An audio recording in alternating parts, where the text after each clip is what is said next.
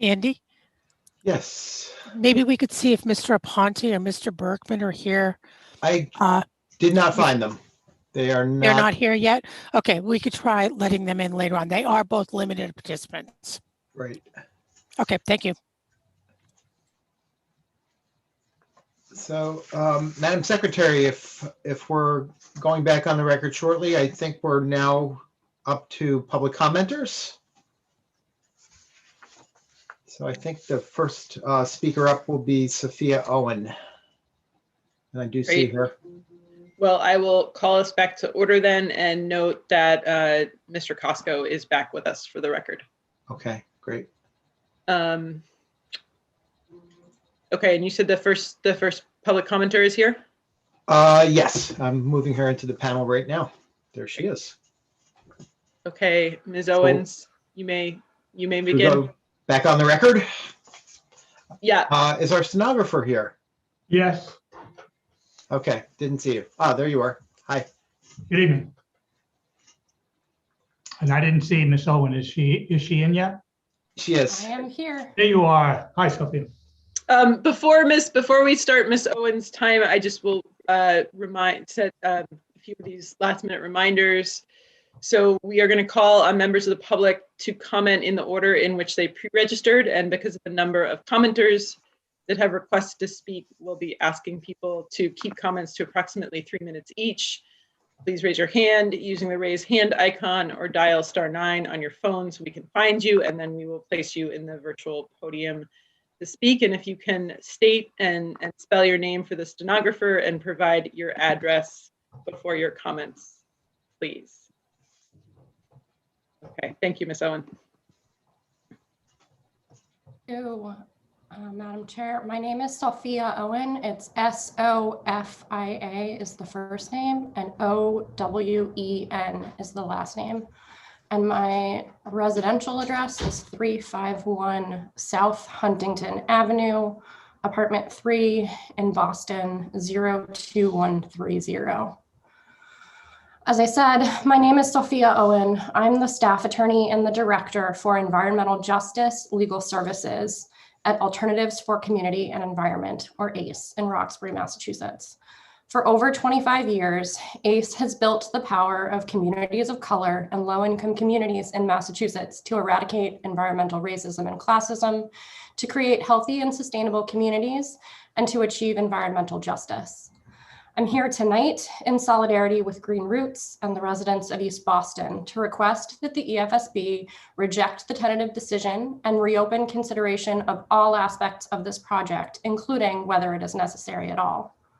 To do otherwise is a violation of environmental justice principles and an affront to the residents who live in the communities surrounding the proposed substation. The 2017 Environmental Justice Policy defines environmental justice as, quote, equal protection and meaningful involvement of all people and communities with respect to the development, implementation, and enforcement of energy, climate change, and environmental laws, regulations, and policies, and the equitable distribution of energy and environmental benefits and burdens, unquote. In an environmentally just society, all people have a right to be protected from environmental pollution and to live, learn, work, play, and pray in and enjoy a clean and healthy environment, regardless of their race, income, national origin, or English language proficiency. At present, we do not live in such a society. People of color in Massachusetts have a 70% chance of living in one of the most contaminated communities in the state. For white residents, that chance is a mere 1.9%. And the proposed substation site follows this pattern. Its location in a floodplain next to a playground in an environmental justice community puts residents already living with the health and environmental impacts caused by their proximity to over 8 million gallons of jet fuel at even greater risk. This is environmental racism and fundamentally unjust. It's not only the direct impacts of pollution and climate change that are at issue here. As Green Roots, Conservation Law Foundation, and other commenters have made clear, residents have been denied full access to the very processes that are meant to facilitate community engagement and participation. In fact, there are 2 outstanding Title VI civil rights complaints about this project filed with federal agencies that are unresolved, in addition to an ongoing EPA-launched civil rights compliance review of EEA and its agencies. To make a decision now. One second, we need a little slower for the translator. It's not only a matter of speed, give a breath between sentences. Understood, thank you. It is not, let's see. To make a decision now, when litigation on this process is still pending, is premature. Environmental racism can be defined as any policy, practice, or directive that differentially affects or disadvantages, whether intended or unintended, individuals, groups, or communities based on race or color. Environmental racism combines with public policies and industry practices to provide benefits for whites while shifting costs to people of color. The fact that the siting process has been allowed to continue despite pending litigation, questions about whether the substation is in fact necessary, and residents are dealing with some of the highest COVID-19 infection rates in the state, as well as unemployment, evictions, homelessness, and food insecurity is an example of one such policy decision. It sends the message that community members have to choose between the needs of their families and the health of the environment and the public health of their community. I do not doubt the integrity of the members and staff at the EFSB, but I question whether we would even be here if this substation had been proposed in a community like Newton or Back Bay. A process that does not center the needs of the most vulnerable people in the community is not environmentally just. Thank you for the opportunity to speak tonight. In closing, I ask you to reject the tentative decision and to reopen consideration of all aspects of this project. Thank you, Ms. Owen. We have Eric Berkman on the panel, and he is a limited participant who has requested to speak. Okay, Hello. thank you. Go ahead. Sorry, hi. I have my notes on my other computer screen, so I will look like I'm gazing into the distance, but I assure I'm looking at you. So I had written some comments for December 3rd. I think I know that there's a lot of questions about, or everybody's asking for the whole thing to be reopened, which I agree with. However, I also know that today the tentative decision is really focused on the project change specifically, and it narrows kind of what the EFSB can consider. However, I still think that just based on these things I'm about to talk about, the project change should be rejected by the EFSB. So first item, which I also mentioned in my December 3rd comments, was that the new substation, though it's the same, or the project change, though it's the same capacity as the initial project substation, is about 70% larger. It's a significant increase in square footage, which is really taking additional land from the public realm, given that it was originally a city site. So regardless of whether that space would become a park or some other green spaces was initially proposed for the site plan that included the police station, it's still city land, which would presumably extend other benefits to people of the neighborhood based on the police station subsite or whatever. So the initial site was smaller and took less space from the city, which I think was also a little bit of a tone deaf project change on Eversource's part, because the community was already saying that we're not interested in the substation in the first place, and then to move it and also expand the size by 70% while moving it closer to a playground into the urban wild feels a little bit punitive. There have been inaccuracies regarding the project change throughout this, including one that was recently recognized by Eversource in response to this letter, that it's not actually moving 100 feet as was initially stated, but it's rather closer to 300 feet when you measure on the same side of the site. I understand the new site is actually more expensive to ratepayers, which we are, and as compared to the original site. And then from an urban design perspective, I think this is really a terrible project change because the new site blocks the remainder of the parcel from some other use that could be used for the neighborhood or for whatever. So the positioning on Condor Street essentially makes the rest of the parcel inaccessible to some other use, green use or whatever. So finally, or not finally, but the lack of consideration for specific uses for abutting parcels, though there were considerations for things like air quality and number of parcels that were abutting the new site identified in the project change. The lack of consideration for the uses of those parcels, I think, is a real fatal flaw in this analysis, that if I were on the EFSB, I would reject the project change based on that alone. And that you can't really say that it's the buffer of there's 12 parcels within the buffer of the original site because they're industrial parcels, they're residences, which are important, but it's, you know, several people in a residence, and then count the playground as one parcel, putting it on a similar ground to an industrial site or a residence where there's 3 people who are living there or whatever. Because the playground really extends to many more people, even though it represents just one parcel. I heard the representative from Keegan Worlin for Eversource mention electromagnetic disruption, and that there's not really any real knowledge on whether that will disrupt the police equipment. However, one of the stated reasons for moving the site from next to Channel Fish Company was that the electromagnetic radiation would disrupt their fish processing equipment. So my question, I guess, is if we accepted that as a reason for moving away from Channel Fish, then why is it not also a reason for avoiding it being placed next to the police station? And then I think the perceived conflict of interest and undue influence, the appearance of undue influence between EFSB, the city, Eversource, and the Channel Fish Company related to this project change, I think raised some real questions, particularly regarding the timeline on which the project change was filed and the real estate parcel swaps between the city and Eversource, which, you know, it's conflict of interest law isn't so much whether there is a conflict of interest, but rather a perception of a conflict of interest, which erodes the public trust in this process. And I think that's a real issue that has not been addressed. So this is all sort of in addition to the environmental justice considerations. So for example, this community is 78% minority, 54% limited English proficiency.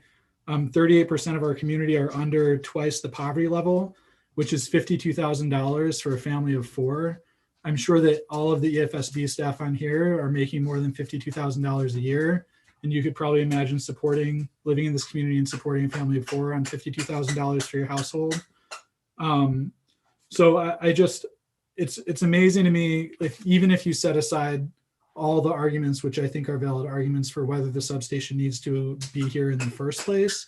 I think from an unobjective perspective, even from an urban design perspective, the project change just doesn't make any sense. It's either tucked away at an industrial site, next to an industrial site, or it's directly next to a playground, blocking off the remainder of a public parcel from any future higher use. We need slightly slower for the interpreter, please. Thank you. Oh, sorry. Well, that's pretty much all I was going to say. I think I didn't spell my name for the stenographer either. That's Eric Berkman, EricBurkman at 294 Lexington Street. But yeah, I mean, I think the FSB should deny the project change for many reasons, most of which are outlined in my December 3rd letter. So thank you. Thank you. And Mr. Green, do we have another limited participant as well? Yeah, Mr. Aponte, who's also in the panel. And also Julia Ivy also here. I was just about to call you out, Julia. All right, thanks everybody. My name is Joe Aponte, Joeaponte, and I live at 294 Lexington. When I first became engaged in the proceedings surrounding the project, folks involved, defeated after being let down by the Commonwealth time and time again, said that the Energy Facilities Siting Board is just a rubber stamp organization and that they would let us down, just like everyone else has. They said never has the EFSB denied a utilities project, and we shouldn't get our hopes up that they would this time around. And I told them they were wrong. Anyone with half a brain can see the problems that this project presents. I won't speak much to the fact that this proposed site is in a flood zone. Sorry, just slow down a little bit, Mr. Aponte, please. Thank you. Sure thing. Anyone with half a brain can see the problems that this project presents. I won't speak much to the fact that this proposed site is in a flood zone and is directly abutting millions of gallons of jet fuel and a police station. My neighbors have and will continue to touch on that. Instead, I'd like to speak about the ethical concerns.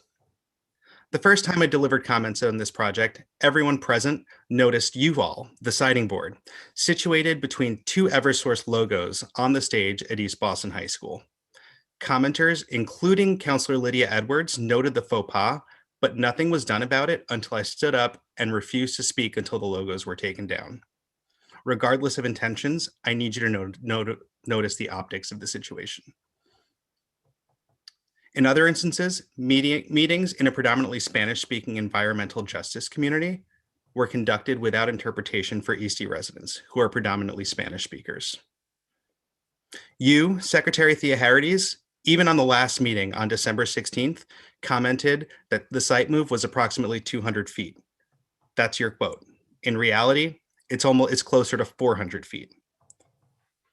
This was pointed out in the amendments to the tentative decision that were sent out before the hearing started on December 15th. Representing otherwise is highly unethical.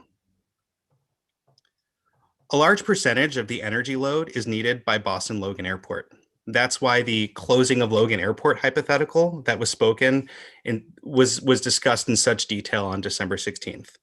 If the airport substation substantiates such a need, site this substation there instead of in our backyards.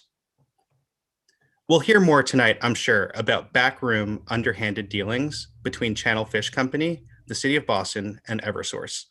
I'll simply add that Eversource has yet to provide any emergency plans should the substation explode and cause damage to the Logan Airport fuel tanks and incapacitate the new BPD station. I've asked repeatedly. As participants should have been preparing for the December 16th storm, grocery shopping, digging out our shovels, and preparing our properties for the incoming storm, we had to make the tough decision to forego these activities for our safety and instead sit in a 5-hour meeting just in case we were called to speak that night. Spoiler alert, we weren't. It really makes me wonder if this was a calculated effort in an attempt to trim the attendance at these meetings. And if that's the case, it's reprehensible, and each of you should be ashamed of yourselves. I was able to join the hearing today at 6 p.m., 5 hours after it began, because I work more than full time, and I couldn't step away until 6 p.m. Comments are supposed to resume at 9 a.m. tomorrow. Can you tell me how the average community member who works standard business hours is supposed to be able to earnestly participate? Can you tell me how these marathon hearings that give folks an option to speak, but not the tools to plan to do so, are in the spirit of community engagement? When folks told me that the EFSB is simply a rubber stamping agency, I told them that they were mistaken. Don't prove me wrong. Consider our comments critically and deny this tentative decision. You're our last hope, and we're relying on you to do the right thing. Keeping in mind the proposed substation's proximity to the urban wild and the American Legion playground, I'll leave you with one statement from Eversource themselves in response to a near fatal accident sustained by a 15-year-old child too close to the substation in 2018. Quote, "We cannot emphasize strongly enough that high voltage power lines and electrical substations can be hazardous, which is why we implore everyone to stay away from them." Again, that's from Eversource. Thank you. Thank you. Ms. Ivy? Yes, thank you so much. And I'm a resident of 296 Lexington Street, which is a very close proximity to the proposed substation. I also a professor, executive professor of strategy, and right now, as you see, I'm getting ready for my next class in for MBA. And it's interesting that these weeks we exactly teach what we do in this situation. We talk about stakeholder relationship. Stakeholder is a part of corporate responsibility. And like I cannot help myself but bring this example again and again to my classroom because it's a textbook example when we have powerful stakeholder, which is EverSource with all his money, and we have us, moral stakeholders, which are so often forgotten. And like even in my last semester, I used Russia, Ukraine, the countries where I'm from, as an example, how easy to kind of neglect moral stakeholders. But right now I don't need Russia or Ukraine because we have EverSource right here. And the whole process of how it's dealt is just honestly just surprising, more for me as an immigrant than even upsetting. I just cannot believe that in the United States of America, the country of my dream, the country what I'm proud to be a citizen of, so easily opinion of regular people can be ignored just because the big money wants to put their stop here. And two businesses, Fish Channel and EverSource, kind of found their way to talk with the city of Boston. But what about us? What about us? So I understand how difficult it is for you guys. I understand how difficult is your job is navigate request of stakeholders. But in a healthy organizations like yours, the request of and paying of moral stakeholders who don't have power, but we have our life here, because I live right here. Our stakes must be considered higher than stakes of those who can stand for them with their millions and billions of dollars. Thank you so much. Thank you very much. Mr. Green, are we moving back to public comment now? You're on mute. Yes, we are. I am looking down the list to see who the next person is who's actually with us. If you can raise your hand when I call out your name, that will help us. Natasha Finnerty. Okay. Carrie Muzzy. Somebody just raised a hand.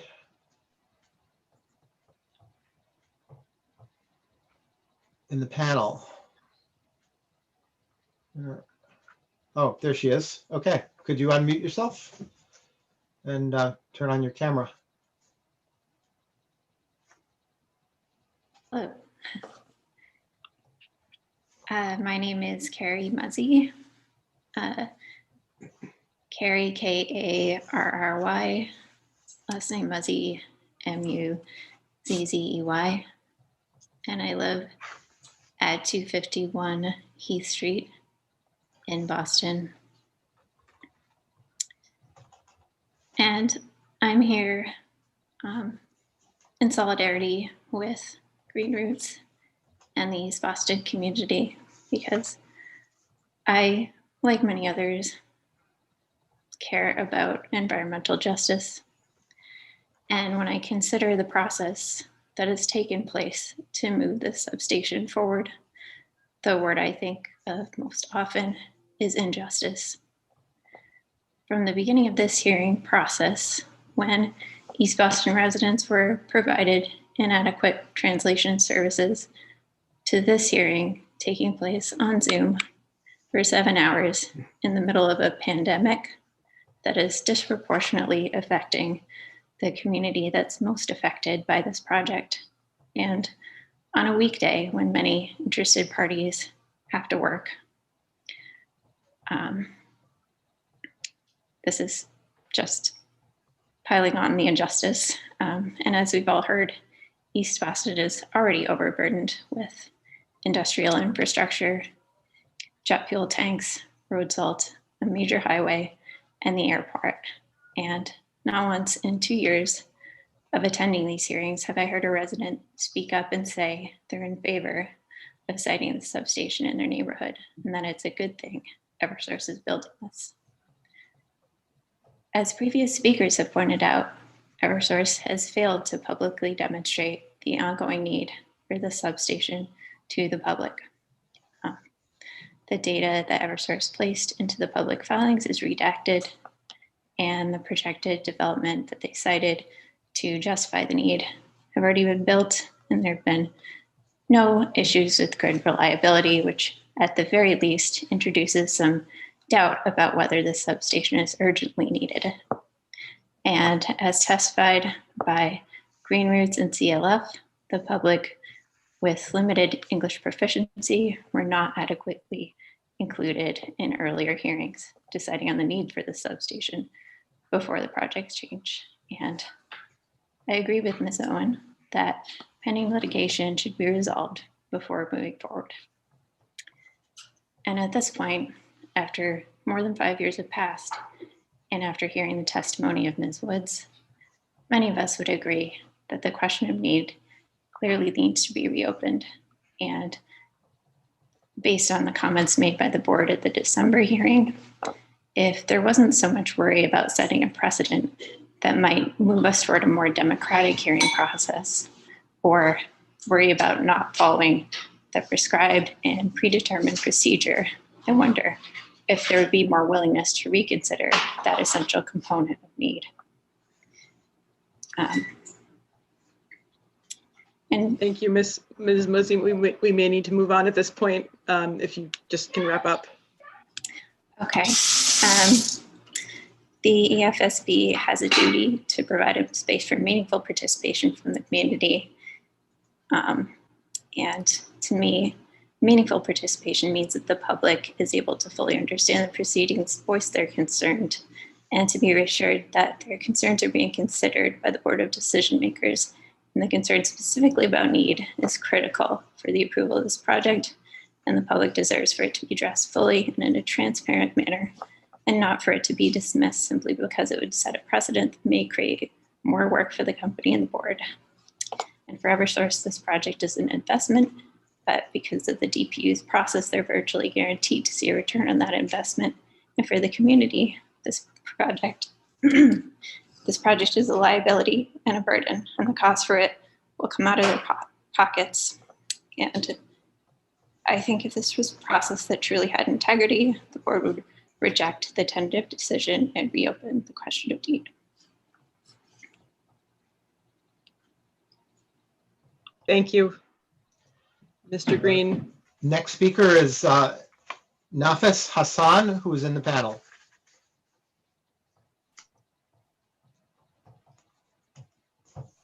Mr. Hassan, are you here? Can you unmute your microphone?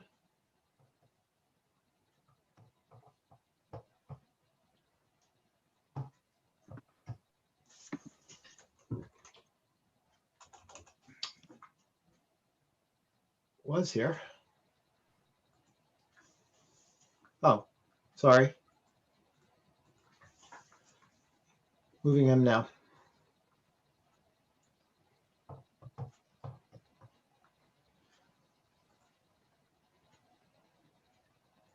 Okay, Mr. Hassan, could you please join us and unmute your microphone?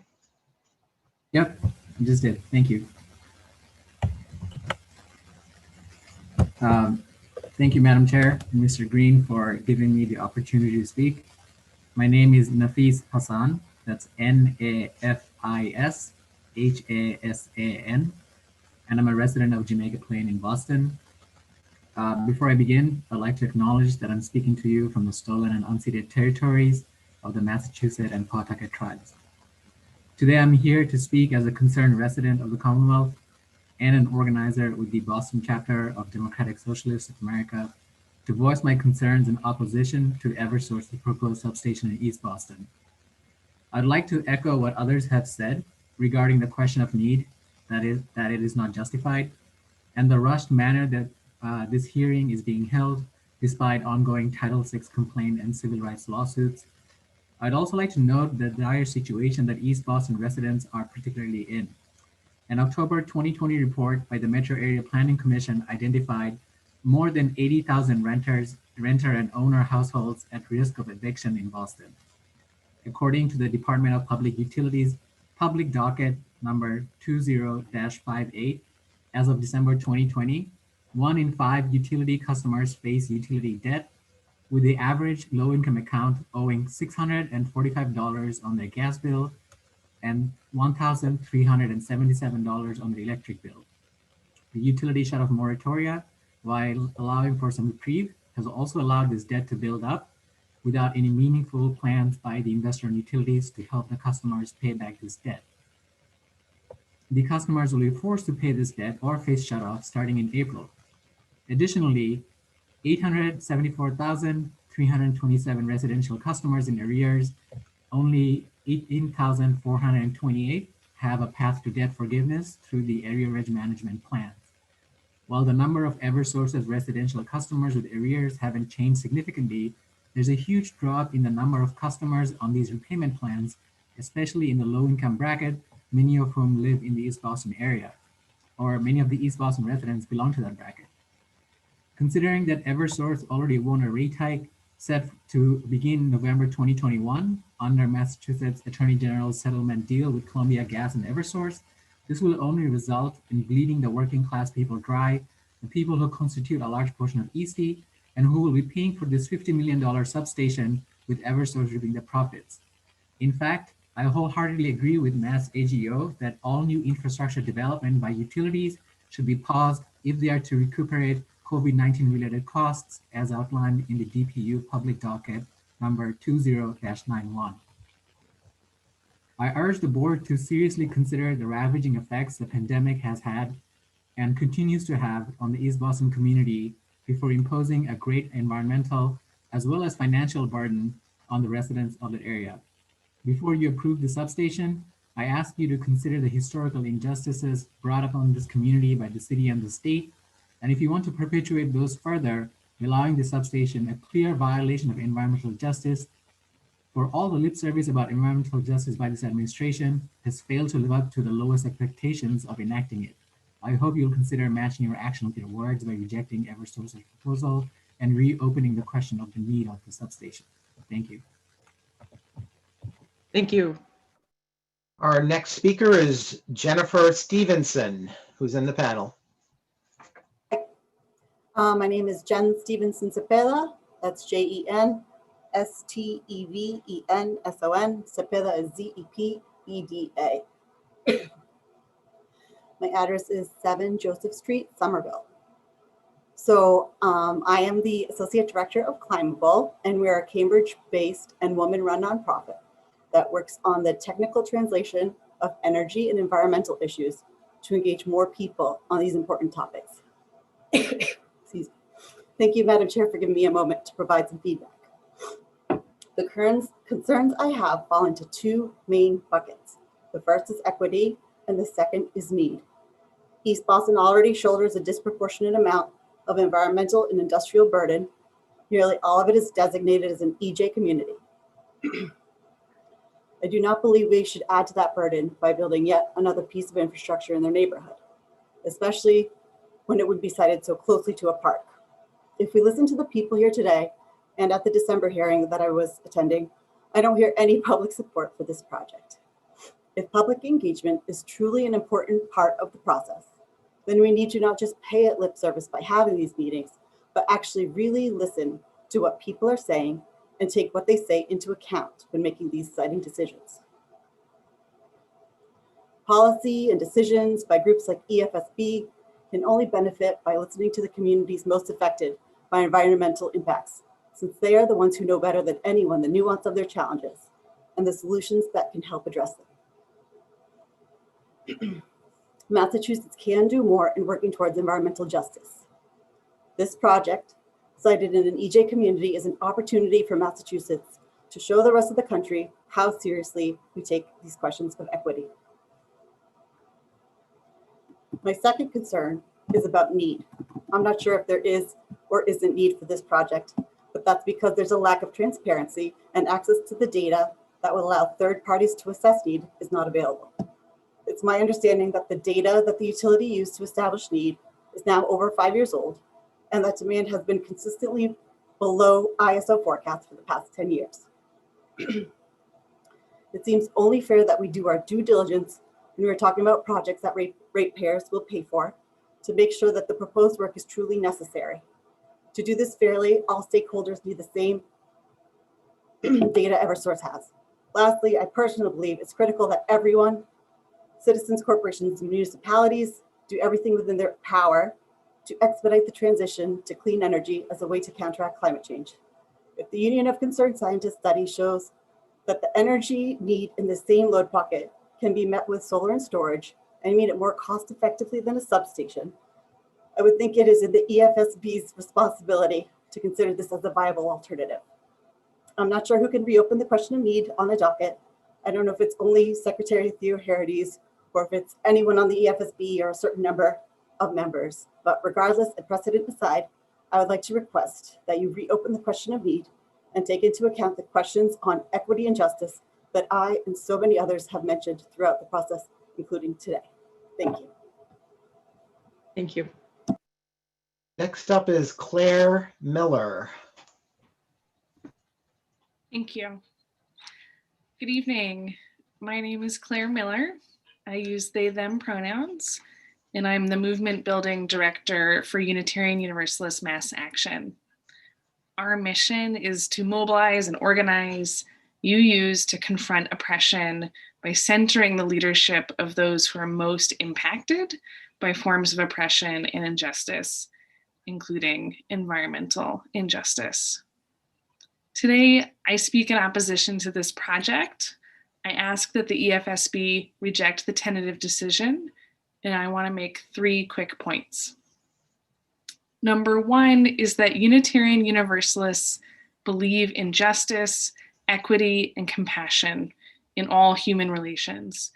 And for UU Mass Action, this is not just an idea or words that we say, but it's how we live in action. I am dismayed, disheartened, disillusioned that we don't even know if this substation is actually needed.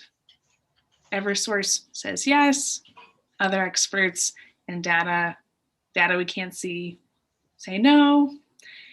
There has to be a transparent analysis of the need for this project based on current data. It is ethical and moral that that happen. Unitarian Universalists also have a deep respect for the interdependent web of all existence of which we are a part. White privilege, class privilege may segregate me, may insulate me from physically feeling the impacts of this proposal, but I know that we are all connected. I would have hoped that under the pandemic, perhaps the truth of how the wellness of each of us is wrapped up in the wellness of our neighbor would have made this more clear. And I, in a more practical sense, know that the environmental justice executive order was signed in the previous administration. It's not new. And the EFSB should not have to be asked to give language access. The whole point of that executive order, or at least part of its core purpose, is that the EFSB should have done it proactively. We are in urgent times, and we do not have time to build things that will be useless in short order, especially when we are sacrificing those who are already hit. I urge Eversource to find a more appropriate location if this is truly needed than a residential neighborhood next to a playground in a flood zone. Again, I ask the EFSB to reject the proposal, reopen the case. Please listen to the community. Thank you. Thank you. Next is Michelle Brooks. Can you hear me? Yes, we Great. can. Yeah. Great. Good evening, and thank you to the board for this opportunity. My name is Michelle Brooks. I'm a resident of Boston and a community organizer at the Massachusetts Sierra Club. I'm here today to speak in solidarity with Green Roots and the East Boston community on behalf of our roughly 130,000 members and supporters in the Commonwealth in demanding that you reject the premature and irresponsible tentative approval of this project that was granted and reopen the question of need for the infrastructure. Just speaking from the heart, having sat on this call for almost 6 hours now and the previous hearing for 4 hours back in December, expecting people who want to give a comment and express their opposition to the project to wait for cumulatively 11 hours now between these two hearings, and then being limited to 2 or 3 minutes, respectful to me and to everybody else here who's wanted to give a comment. I've been able to sit here and listen for the nearly 6 hours because I'm an advocate at the Sierra Club and my job allows me to do this. But as we've heard many times throughout the course of today, many of the affected community members directly living in East Boston adjacent to this project are unable to be here, as are many others who would have wanted to give their comments who are working daytime jobs and have other limitations.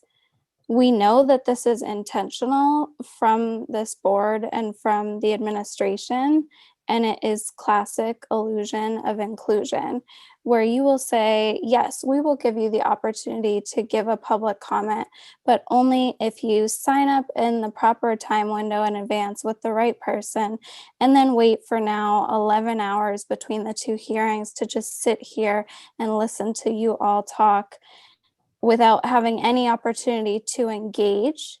This is, again, not what you can constitute to be a public hearing when the public actually have been muted, unable to ask any questions throughout the entire process, and unable to see who else is in the room. And I see that I'm now getting the 30-second reminder. Again, having waited 11 hours to speak, you limit us to 2 or 3 minutes. It's unfathomable to me. But I come back to what Green Roots has made perfectly clear. Show us the data, Eversource. Give us the justification for this ludicrous project, to which I believe that there is none. And it is clear that no one in the community wants this. East Boston being an environmental justice community, as we've heard again from many other people, bearing a disproportionate amount of industrial pollution for the region and from the airport. This community is continuing to be treated like a sacrifice zone.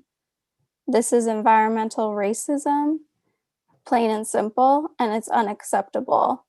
And the administration cannot even pretend to care about environmental justice when you continue to move forward with projects like this, having been 5, almost 10 years now of the community fighting this.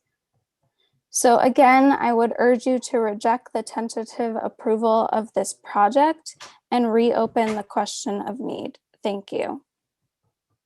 Thank you. Okay, next we have Cindy Luby from Clean Water Action. Thank you and good evening. My name is Cynthia Lupi, CYNTHIA LUPPI. I live at 161 Quincy Ave in Winthrop, and I am the New England Director for Clean Water Action.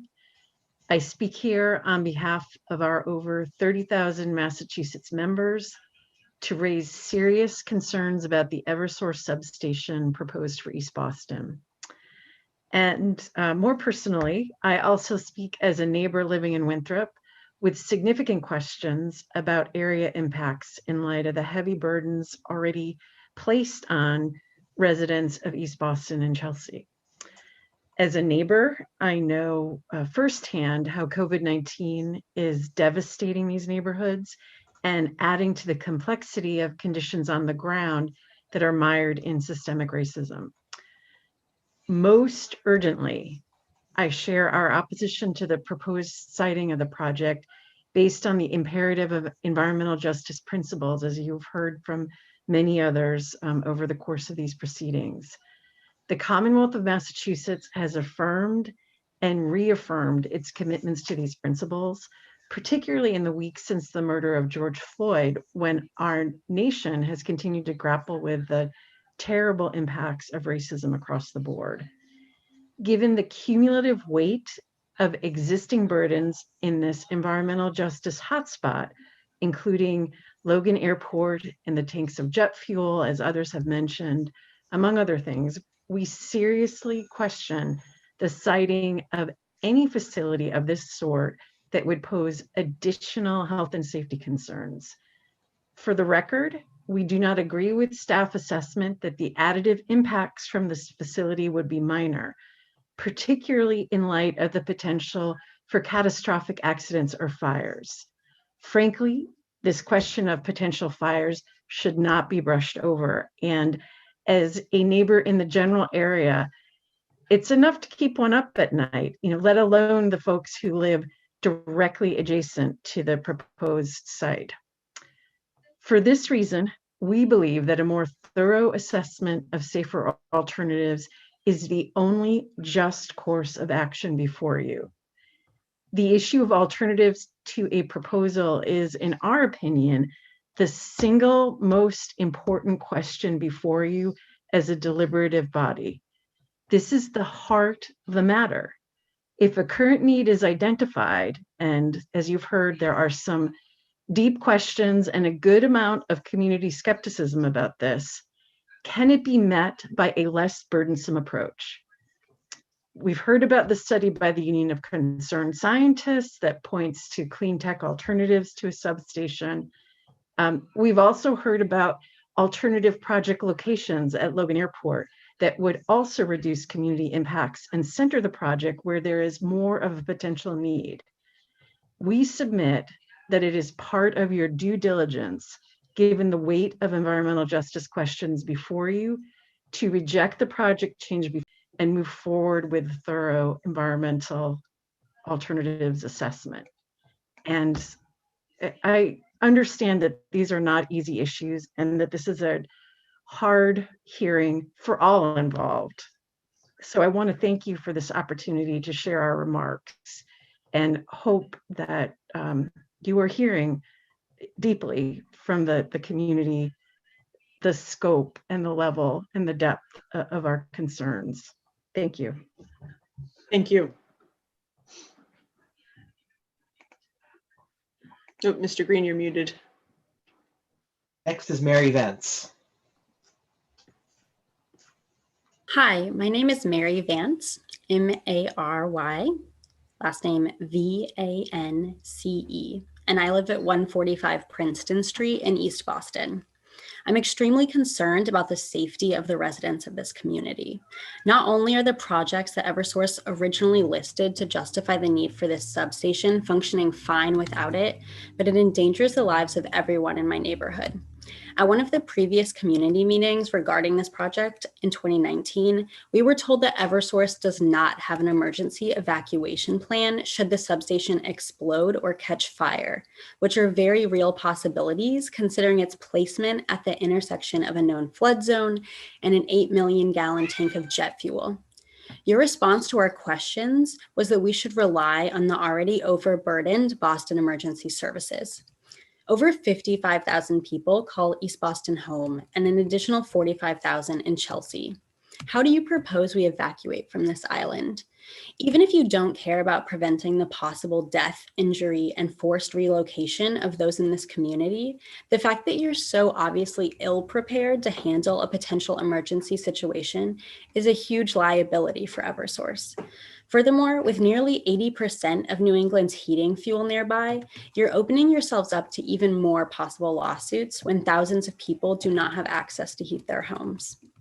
So not only does this project put our lives and the lives of our children who play in the nearby parks in danger, but you're proposing that we as ratepayers pay for the cost of this estimated $62 million project. 17% of East Boston residents live under the poverty line, and you have the audacity to push the financing of this project onto us. You've continued to ignore our request and a well-researched study by the Union of Concerned Scientists around developing the solar capacity for a lower cost than building this electrical substation. This project has been ongoing for years, and we don't even know if this substation is actually needed. Eversource says yes, and experts are saying no. There needs to be a transparent analysis based on current data. We deserve some justification as to the necessity of this unsafe substation. Thank you. Thank you. Patty Heyman. Hi, everybody. Thank you for this opportunity to talk. I'm looking at John Walke, who's 2 boxes below me. Hi, John. I was at the previous hearing, the Zoom hearing, and I've been in attendance of the one that was in the high school, I think in Quincy.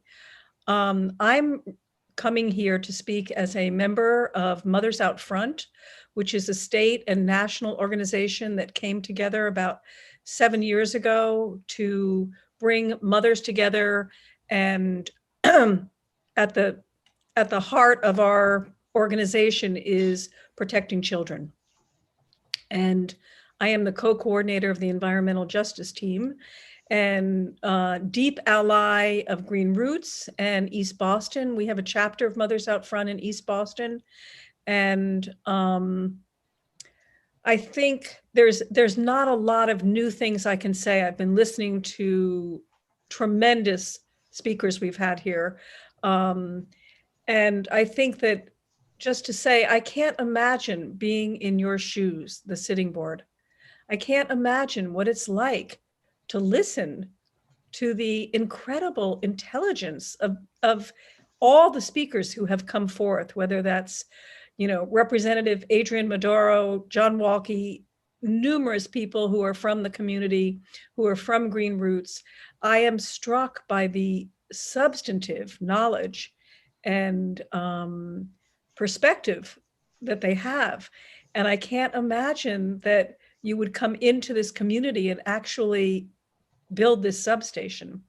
It feels like the obvious dangers, potential dangers, and health, safety issues, flooding issues are just, without a doubt, are of huge concern. But I think first and foremost, building this structure there would be a betrayal to a complete betrayal to the community of East Boston. And I can't imagine that Eversource or any group would want to march into a community, build a structure that nobody there believes is justified. And it would be an absolute,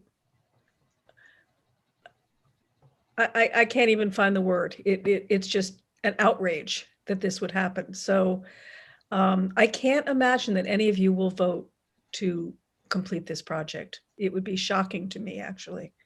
So that's all I have to say. Thank you. Thank you. And I think we need your address for the record.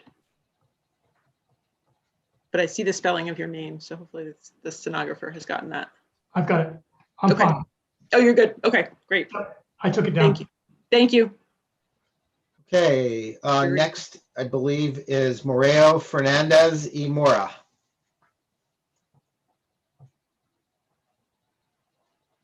Can you hear me? Yes. Okay, great. So for the record, my name is Maureo, M-A-U-R-E-O.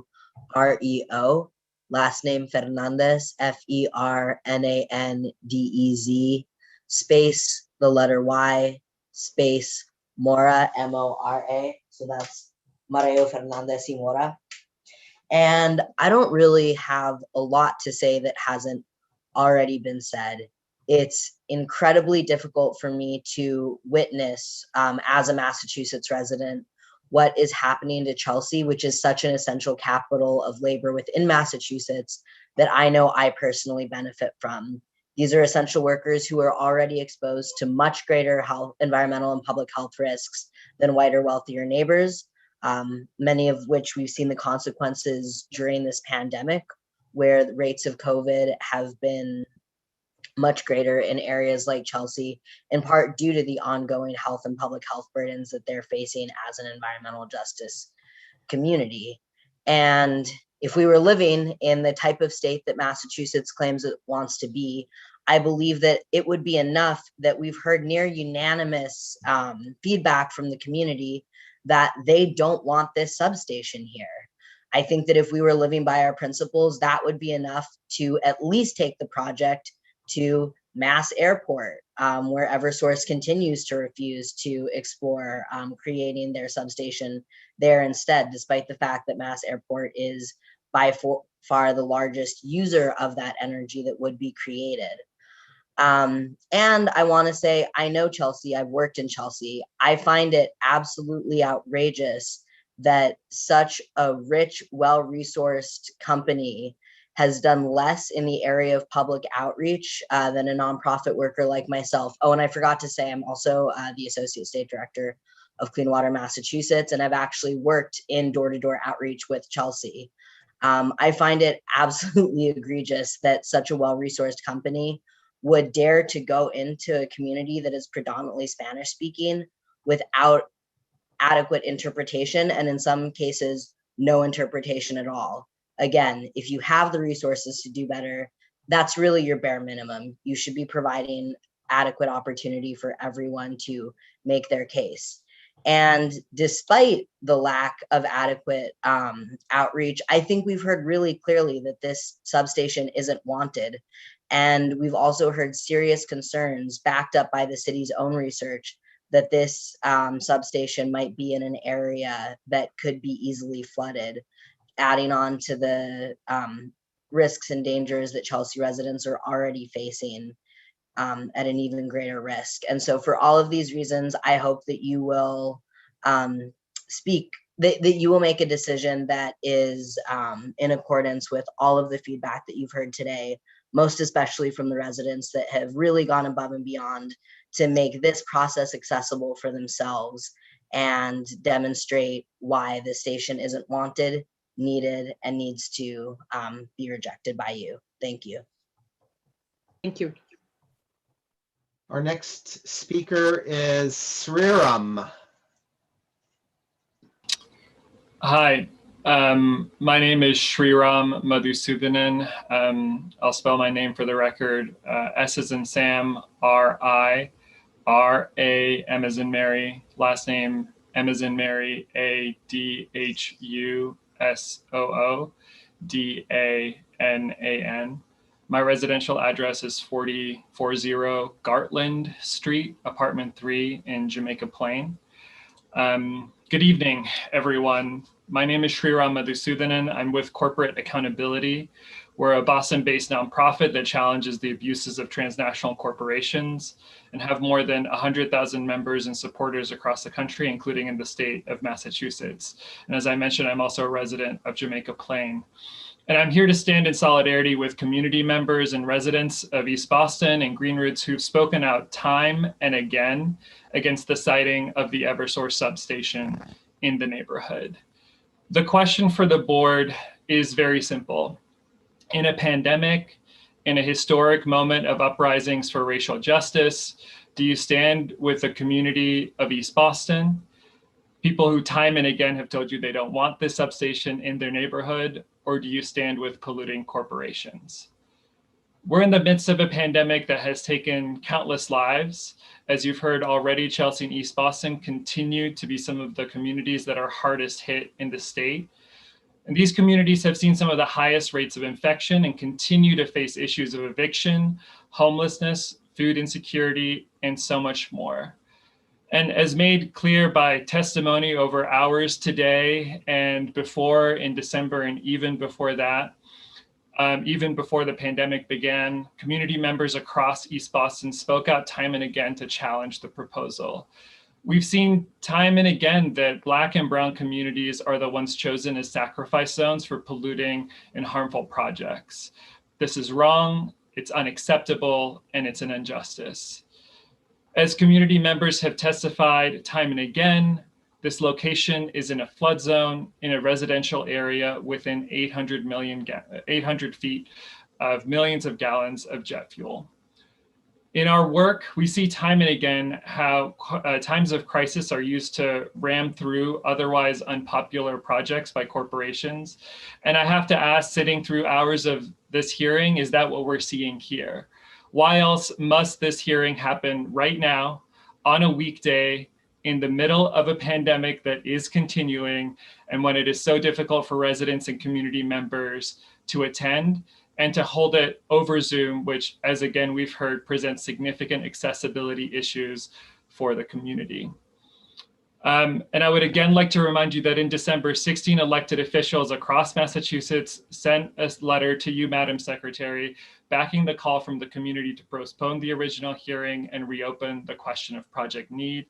That is the very least that could be done. So in closing, I urge you to reject the proposal, to reopen the question of need, and to listen to the demands of the community who have been expressing their desire to not have this project so eloquently for so long.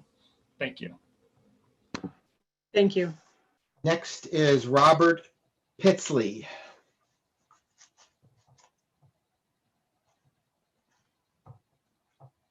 Hello, my name is Robert Michael Pitsley, last name Pittsley. I'm a Cambridge resident and an environmental science graduate working in public health and a member of 350 Massachusetts and the Sunrise Movement in Boston. I grew up in South Coast, near but sheltered from the pollution that has been designated to the people of Fall River in New Bedford.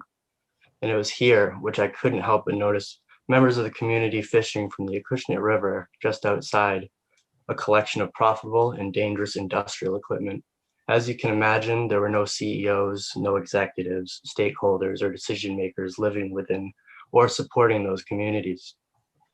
Only a large group of people living in the middle of a Superfund site with compromised nervous, reproductive, and immune systems, victimized by the aggressive cost-benefit analysis and a push for profits of outside interests. Chelsea is familiar with this treatment by the decision makers of industry.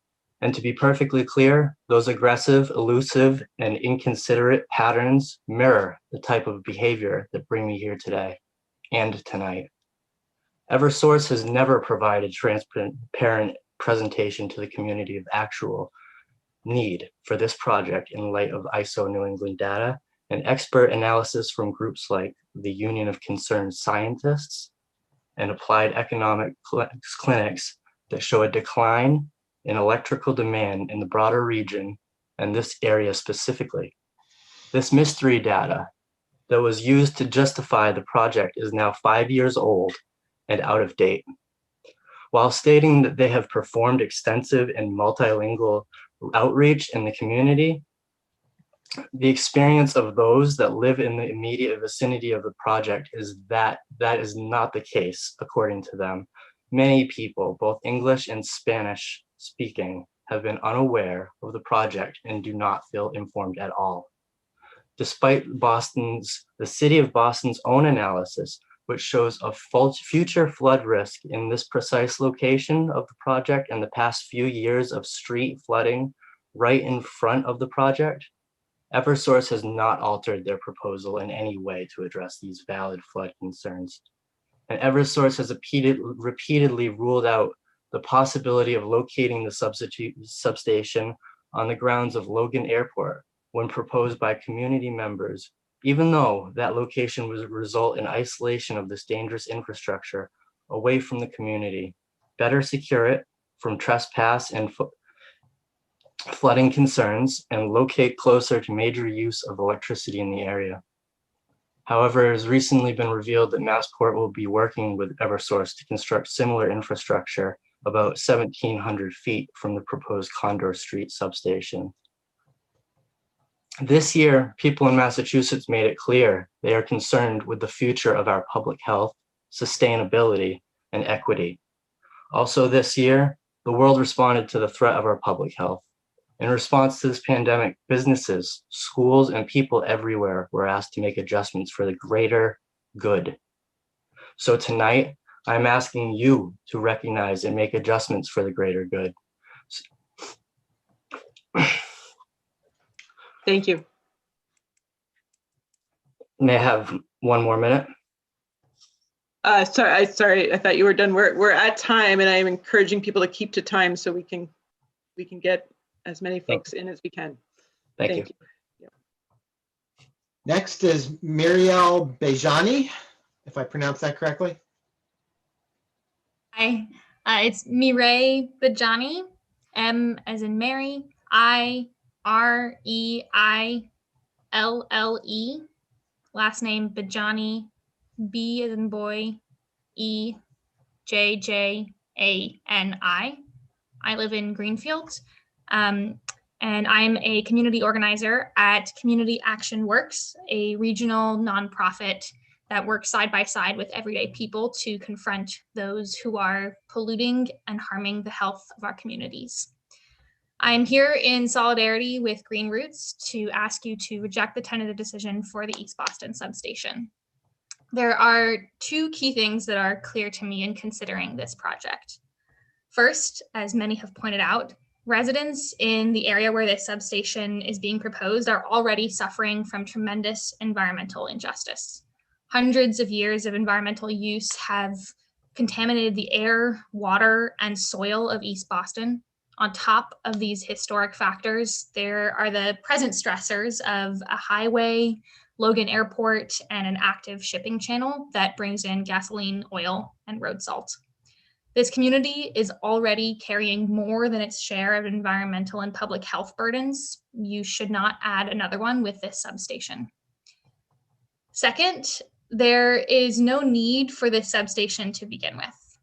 Other folks have mentioned research from the Union of Concerned Scientists that has demonstrated that solar capacity could be developed instead and at a lower cost. I used to live and work in California, where increasing wildfires in recent years have left countless people without power during emergency shutoffs. In that darkness, there were a few bright spots. Households that could keep their fridges on and avoid throwing away food that had cost them a significant part of their income that month. Homes that could keep their cooling systems on in record temperatures and avoid heat stroke. And they could do this because they had solar power and storage access. Anytime there is the potential to adopt renewable energy, increase energy independence, and boost emergency resilience, we owe it to the community to explore that option. East Boston deserves that option. So again, I urge you to reopen this decision and truly consider the need for this project. Thank you. Thank you. Justin Brown. Hi, for the record, my name is Justin Brown, Justin Brown. I live at 116 Englewood Avenue, apartment 22 in Boston. Good evening, Madam Chair and members of the Energy Facilities Siting Board. My name is Justin Brown, and I'm a member of 350 Mass Allston Brighton. As citizens of Allston Brighton, we stand with and are ready to fight alongside Green Roots and our fellow Bostonians in East Boston who are resisting the proposed construction of the Eversource electrical substation. There are innumerable reasons why this project should be abandoned. Briefly, we stand by the rejection of this project because it is a dangerous piece of equipment prone to explosive events, being sited next to a densely populated neighborhood, an existing multi-use recreational space, and several million gallons of jet fuel.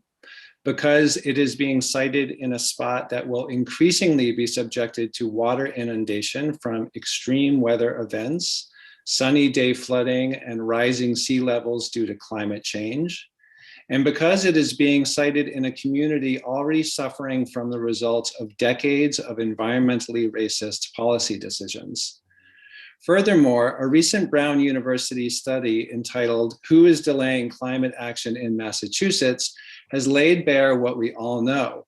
Eversource actively spends and lobbies hard to slow rapid climate action. The study shows that Eversource has spent over $2.2 million lobbying against over 30 climate and clean energy bills over the last 3 sessions, more than any other single group.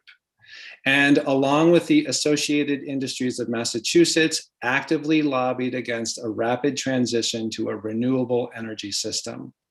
When it comes to creating a healthy, resilient, just, and sustainably powered Commonwealth, Eversource makes it clear. It is in a class by itself. It spends big and lobbies hard to put its profits over the public it serves and maintain the status quo. Finally, in addition to being a climate justice activist, I am a veteran elementary school teacher. I see firsthand each day the importance of safe, open space for children. An alternate plan for this parcel would create more open space, exactly the kind of infrastructure we need. Instead, decision makers seem to be prioritizing continued environmental hazard over healthy growth. We say no to the dangerous proposed electrical substation in East Boston, no to the environmental racism Eversource is pushing, and yes to any plan that prioritizes regenerative growth. I urge you to do your job, resist being a pawn in Eversource's game, and put people first. Thank you. Thank you. Next is Mr. Basu. Hello, my name is Gaurav Basu. I am a primary care physician. I live in Cambridge and I practice in Somerville. I should mention my comments today are my own and not my employer's. I appreciate everyone's comments and know it's been a very long day of hearing. So usually when I speak about this, I speak to the public health data and what I'm seeing as a physician. And that has been covered in great detail already. So I'm gonna just use my few comments here to speak broadly to kind of how I'm feeling about this issue and the time that we're living in. And the truth is that none of us could have imagined the extraordinary kind of suffering that we've seen this year. As a physician, as a parent, it's been very hard to see the pandemic's profound impacts throughout the state and among my patients. And the truth is that suffering was born out of a lot of bad decisions about not committing to science, to not committing to democratic processes where people could speak up to the values they wanted in our society, and not prioritizing health and issues like racial justice. And we're sitting in this moment in which we have a real opportunity to make change, and that there is a path to a safer, healthier future. Sorry, my kiddo's not eating dinner, so this in the background there. But you know, we have a real opportunity to make a different kind of future here.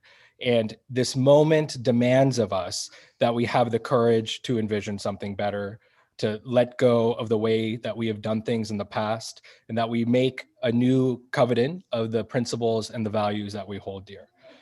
I'm feeling very hopeful and encouraged that these vaccines and that the federal policy on climate, the state policy, I know there's people of tremendous goodwill who are working in the administration and the government and everyone on this call, that we have a deep shared purpose in making sure that we can create a future for our children. I am very grateful for the important work that's happening at the State House and in the governor's office, and I'm hopeful that we're going to have a very strong bill soon. But we can't be doing that work and leaving people like the people of East Boston behind. And that simply is not the kind of deep and profound work that we need to do, that this moment calls us to do. And it simply doesn't truly commit to the principles of racial justice, environmental justice. I know that people are working tremendously hard to make this pathway forward so that we can be healthier, that we can be safer, more just. But these are the critical moments in which putting an environmental justice amendment on the bill simply does not hold any kind of credibility unless these critical moments of decision-making do not show our values. And those values have to show that the children in East Boston matter just as much as my children in Cambridge. So I think this is a critical moment of decision-making, and I really hope that we'll stand with the people of East Boston, many of whom were not able to be here because of the challenges of this format. And I know that they would want to be here. And so I think a lot of us feel responsibility to speak for the citizens there. Thanks a lot. Thank you. Leonard Olson. Thank you. Can you all hear me okay? Alrighty. My name's Leonard Olson. That's Leonard. Last name's Olson, Olsen, 97 Lexington Street, apartment 2. You can call me Leo though. That's East Boston, sorry. So I am going to hinge my comments upon the question of need, as we've all spoken about. Well, not all of us, but has been touched upon quite a lot, but fittingly. But before I do, I want to just resonate what Michelle had mentioned and several other folks earlier about all the folks who, while this hearing is going on, have been working jobs in which they can't be sitting by a computer, childcare, helping their kids through school, and so many people who are going to be much more burdened by this process and by this proposed substation than I, who aren't able to speak today. I thought it was a little bit interesting, to put it one way, that counsel for Eversource mentioned that the opposition to this project was not universal, as he said. Now, I'm not sure who he's been talking to, but all of those folks that I just mentioned, who many of them have not been able to voice their opinion today, that opposition has been universal. And it's pretty simple when you think about a high voltage substation. Sorry, Mr. Olson, do you see it? Yes. So slow down a little bit for our translators, please. Sorry. More empathetic. Thank you. Yes, thank you. My apologies to the interpreter. So point being, as an organizer here in East Boston and as a resident, anyone who understands and is informed about this project has been universally opposed due to all the factors that have already been mentioned and the high risk, including I heard someone mention the risk of fire. And we can't underestimate that, especially considering what has happened to other substations in other areas. So, but going back to the need and going all the way back to December now, I also found it interesting that counsel for the EFSB mentioned that, or kind of kept hinging on the idea of a very high bar for anyone to go back and reopen the need around the substation. And my comment and my ask for the EFSB is that you kind of weigh and juxtapose whatever that high legal bar might be against the survival of the community, which in our eyes is just a very low bar as to our economic and environmental well-being when it comes to this substation. Now I'll touch briefly upon the fact that even a federal agency has gone back and looked at the project in Weymouth. And so these kind of things, there is precedent and that has already been built, right? That's not to mention that there is also federal legislation pending, and I'd resonate what someone said earlier, that we asked that the board at least let that legislation go through. But again, I go back to this idea of a high bar, right? And my question for the board is this. Ultimately, will you cite this high bar as a justification for a revolving door and pay-to-play politics? Or are you going to be able to use some kind of discretion when it comes to the survival of an economically, environmentally, public health, and socially burdened community in the lens of this project? And at the very least, even if at the end of the day that is made clear, and as it's been voiced often, that need is not clear, it has not been transparent.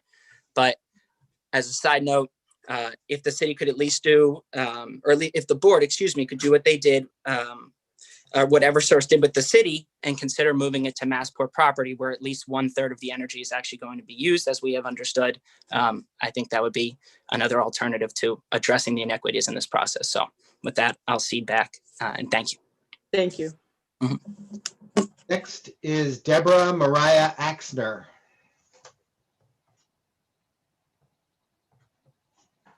Hello, thank you. Good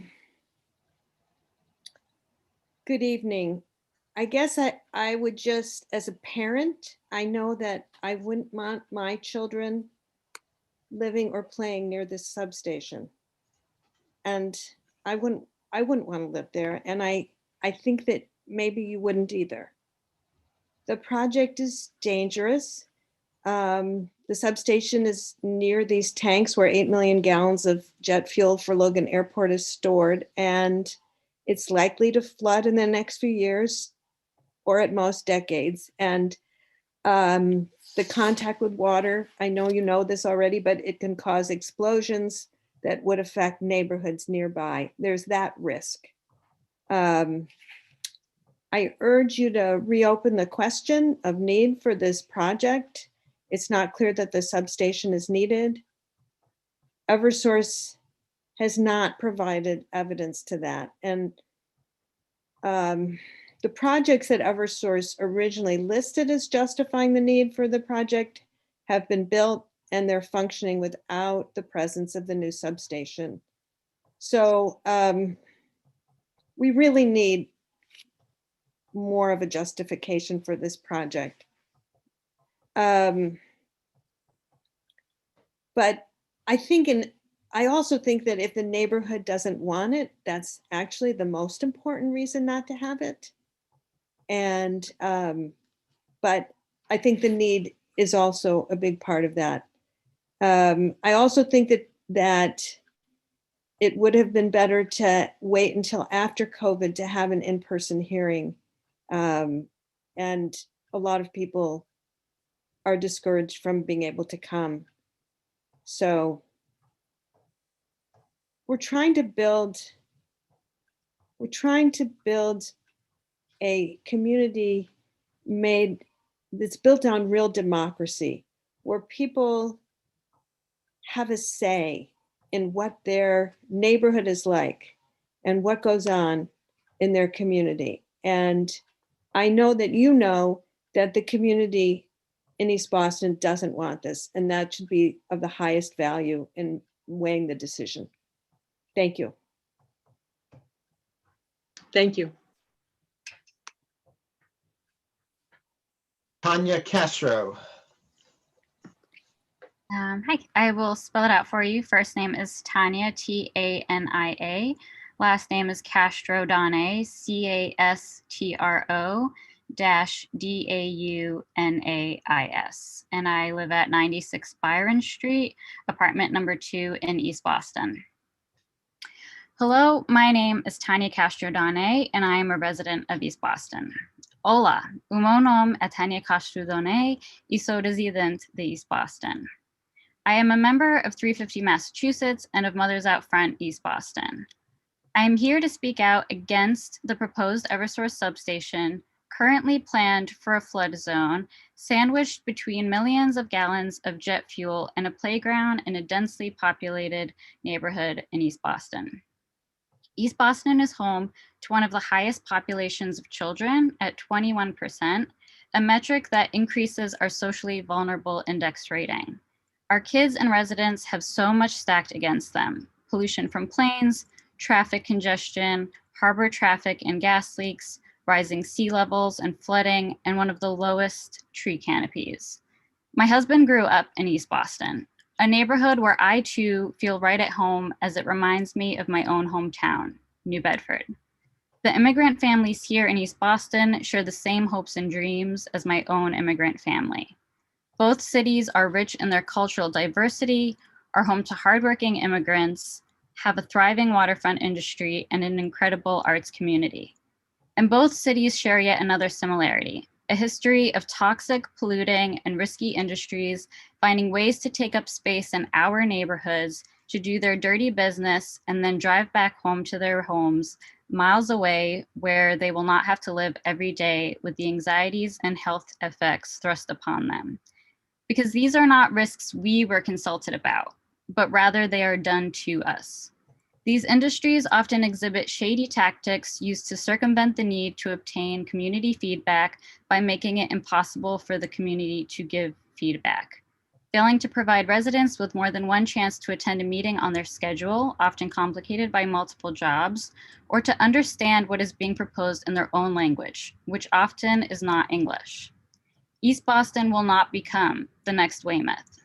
The practice of environmental racism of proposing unwanted and unnecessary projects in environmental justice communities and ignoring the cries of residents who are not willing to put their lives and well-being on the line for your profit ends now. You must reopen the question of need for this project immediately. I am deeply concerned and find it disturbing that the EFSB is trying to move forward with the Eversource permitting process during this increasingly difficult time for my neighbors. After all, the permitting process before the pandemic was already rife with issues of transparency and accessibility, and my community continues to be shut out due to the added stress of the pandemic and language and technology barriers like access to an internet connection.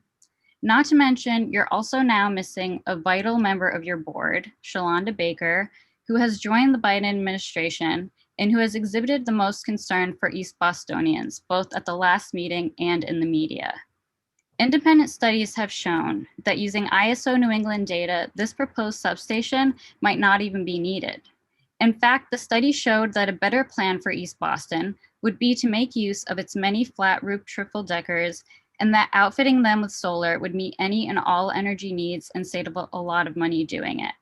Another recent study out of Brown states that Eversource is one of the highest spenders when it comes to opposing climate legislation, opposing the use of solar most of all. With the Commonwealth and Boston's increasing climate goals, reaching carbon neutrality by 2050 being one of them, how can we continue to let interest groups like Eversource win and continue to set us back in those goals? East Boston is an environmental justice community that deserves better. We deserve to be part of a just energy transition. Please reopen the question of need for this substation. Thank you. Thank you. Leslie Dominguez Santos. Sí, gracias. Muy buenas noches. Mi nombre es Leslie Domínguez Santos y gracias por la oportunidad de hablar hoy.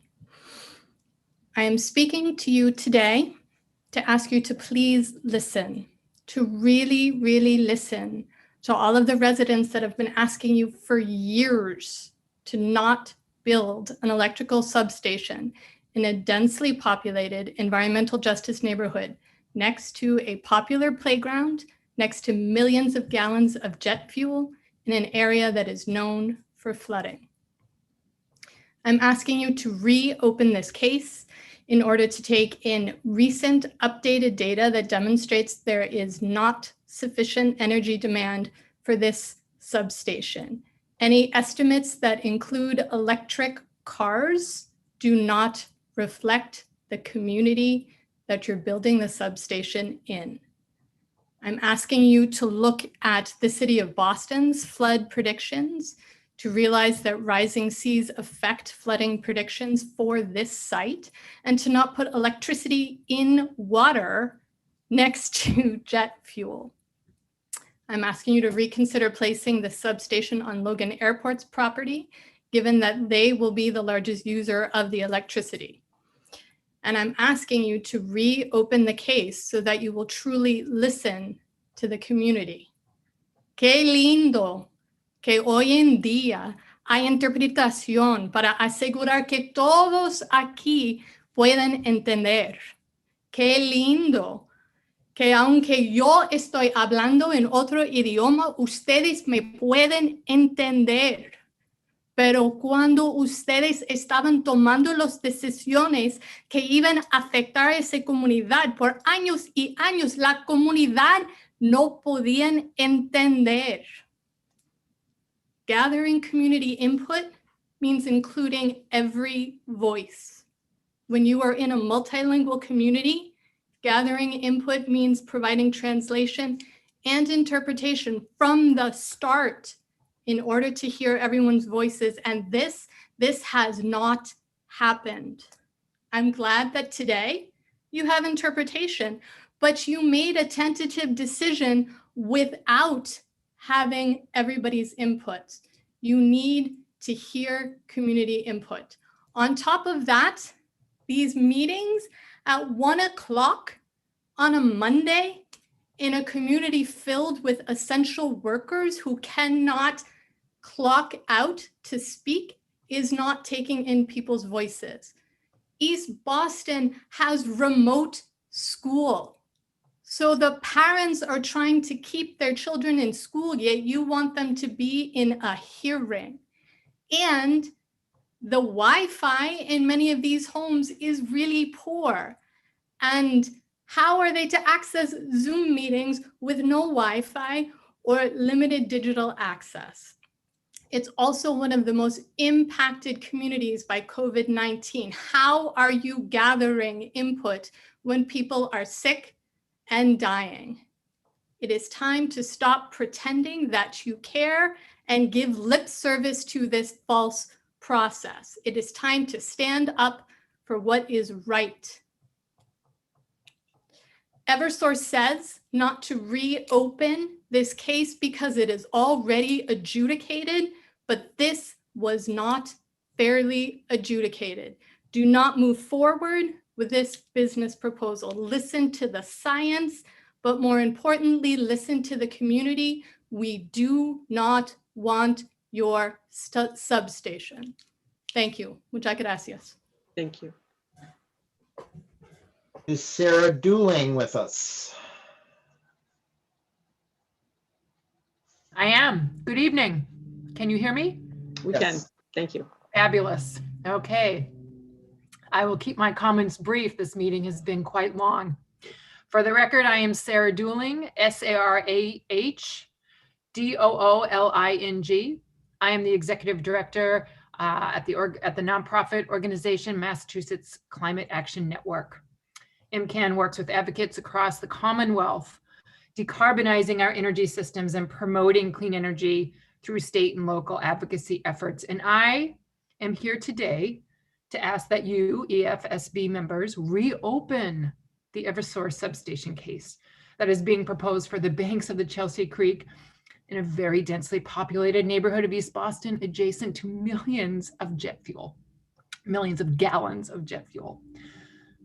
The data used for justifying the need for the substation, as you all know, are based on Eversource Instar data that neither the public nor the current parties in the adjudicatory process have ever been allowed to see. MCAN asks that Eversource be required to give access to historical load data, load forecasting analyses and outputs, including any and all adjustments, and any other supporting materials to Dr. Woods and to Green Roots. Moreover, these Eversource Instar data are outdated. Board comments made in the first EFSB meeting on December 16, 2020, about modifying the process to revise model projections as the substation matures and ages and begins to break down, echoes this very concern. The very last thing that this community needs is exposure to more risk, financially in terms of cost overruns, and environmentally in terms of flooding. Yet, the proposed substation is scheduled to be built on the lowest point of the site, vulnerable to flooding from Condor Street. Sunny day flooding and rising sea levels make this site an overwhelmingly risky proposition. Increasing the vulnerability of this community only adds to their collective burdens, as so many people, much more eloquent than I, have spoken about this evening. In conclusion, MSTAN stands in solidarity with Green Roots and their allies and asks that the East Boston substation project vote be paused, lower the bar, reopen the case, reevaluate the project with current data and sensitivity to the long histories of environmental injustice in this community. A just transition is possible, and it starts with pausing this project and working with the residents to imagine a clean energy future that is equitable. And I will conclude my comments there. Thank you very much and have a good evening. Thank you. Maritza Manrique.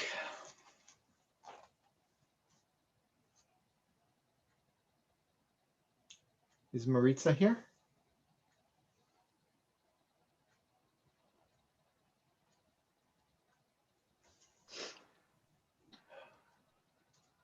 Andy, if she is not here, there may be somebody who has her testimony.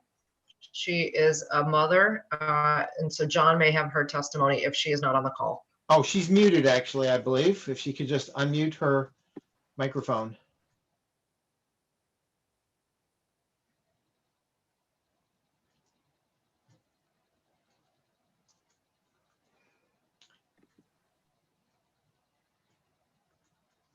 Well, I'm not hearing her, so maybe we can circle back to her if she can make herself audible. Tally Smookler. Hi, can you hear me? Yes. Great. Hi, my name is Tally Smookler. That's TALISMOOKLER. I live at 18 Vermont Street in Boston and use she and her pronouns. I'm a Boston resident. I work with UU Mass Action, which works to mobilize Unitarian Universalists to confront oppression, though I personally identify as Jewish. And I'm showing up here today inspired by my Jewish roots to show up for communities facing injustice and also representing the UU communities I work with in Massachusetts that are guided by values of justice, equity, and compassion. And I'm here as an ally to speak against the substation being proposed. I want to make 3 key points. The first is, like many others, I really want to ask that you listen to the voices that you're hearing today and also at many of the other hearings that have happened over the last few years. I've been to many of those, and literally no one from the community has testified in support of this substation. It feels really clear that if we're not listening to the local voices in those hearings, that something in this process is not correct. So I'm really asking that you don't dismiss everything you're hearing today, that you really listen to the concerns about environmental racism and injustice and the impacts on the community that you're hearing. The second is I want to highlight how irresponsible this project is, which many people have said to build an electric substation in a flood zone near millions of tons of jet fuel near a playground where kids play is a hazard to the community that no one should have to have. And that alone should be strong enough of an argument to not move forward with the substation. And I've mentioned this to several friends of mine who've asked me, like, you know, what are you testifying at or what's going on? And everyone is shocked at the idea that anyone would think this is a responsible decision to make, especially when there's no compelling argument for need. And lastly, the fact that you're moving forward with this process during a pandemic where East Boston has one of the highest COVID rates in the state and also has been hit economically highlights how problematic the process has been. It's really unreasonable to expect people to be able to spend today alone almost 7 hours and in the December hearing another 4 hours on a call when people are working as essential workers, feeding their families and dealing with the pandemic. And somehow so many people are still here today, which I think is a testament to how much people care about this, that they're able to show up despite all of that to voice opposition. So I want to ask that you do what is morally the right thing and also the most responsible course of action and not move forward with this proposal. Thanks. Thank you. Stephen Roundtree.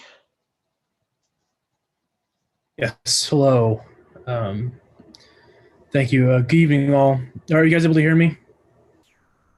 Great. Yes, we are. Good evening. My name is Stephen Roundtree Jr., so that's STEPHAN. Last name Roundtree, ROUNDTREE, Jr. I'm calling in from 4761 Broadway, New York, New York, but I'm a born and raised Bay Stater and also the Northeast Director of Vote Solar, a national 501c3 nonprofit, which focuses on the robust and socially just development of solar energy. I'm testifying in solidarity with our neighbors at Green Roots. Thank you to the Secretary Theorides, and the EFSB for the opportunity to provide testimony. Vote Solar believes that Eversource should be required to provide a detailed and reasonably current analysis of projected electric loads. Sorry. Sorry? Yes, you're going to have to slow down. Interpreters and reporter are having a difficult time. We all want to hear what you have to say, but say it slow enough for us to hear you. Sure thing. Thank you. All right. Thank you. Sure. Vote Solar believes that Eversource should be required to provide a detailed and reasonably current analysis of projected electric loads, as well as alternative means for responding to existing load, energy efficiency, local renewable energy generation, battery storage, and demand response all offer safer, more functional services to the community while potentially meeting the need for a substation more cheaply. These solutions have already been conceived and developed by folks in the community. Green Roots has already identified, with robust community input, the need for renewables, storage, and resiliency features. The recent study with the Union of Concerned Scientists shows, among other things, that a substation might not be necessary if distributed solar to power 2,000 homes were installed in the vicinity. This is an achievable number and incomparably safer and more locally beneficial an approach to meeting electric demand than building on a floodplain near jet fuel tanks in a residential neighborhood. These alternative interventions could offer a win-win for ratepayers and local communities. Instead, choosing to ram home a costly substation in such a precarious spot represents to me a clear lack of concern for the well-being of the community in a pandemic, in a climate crisis, as others have mentioned. As a general remark, citing and building unsightly and potentially hazardous projects where Black and brown people who make low income, immigrants, and non-native English speakers live, rightly bears the stain of state-sanctioned environmental racism, regardless of whether it meets the state's definition or imposed burdens of proof. Whether the substation at issue is necessary or not, and I'll reiterate that the answer hasn't been adequately provided by Eversource to reflect current data. Siting in that area already saturated with hazardous land uses and disproportionately poor health outcomes without meaningful transparency, input, and discussion of alternatives with the local community fits the common sense definition. I'll also note the process of this hearing, as others have, has been poor and doesn't reflect the needs of the public. Okay, wrap it up. I'll finally share that my brother is a doctor who lives in East Boston and he's treating COVID patients. And I really would hope that this panel treats this decision with the dignity and humanity that everyone like my brother deserve, and uses the power that it has to make the right choice. Thank you. I yield my time. Thank you. Audrey Bennett. Yes, my name is Audrey Bennett. That's AudreyBennett, and I'm at 29 Cogswell in Cambridge. I'm also a member of 350 Massachusetts.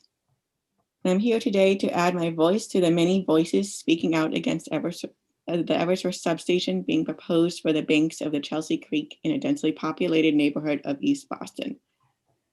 I care about this issue as a resident of Cambridge because I am concerned that my neighbors across the river are not being heard.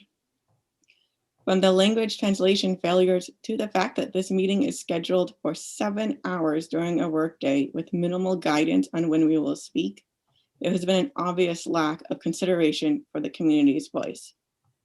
Not to mention the fact that the environmental seat of the EFSB is vacant, and the fact that we're in the middle of an ongoing pandemic that has caused so much food and job insecurity.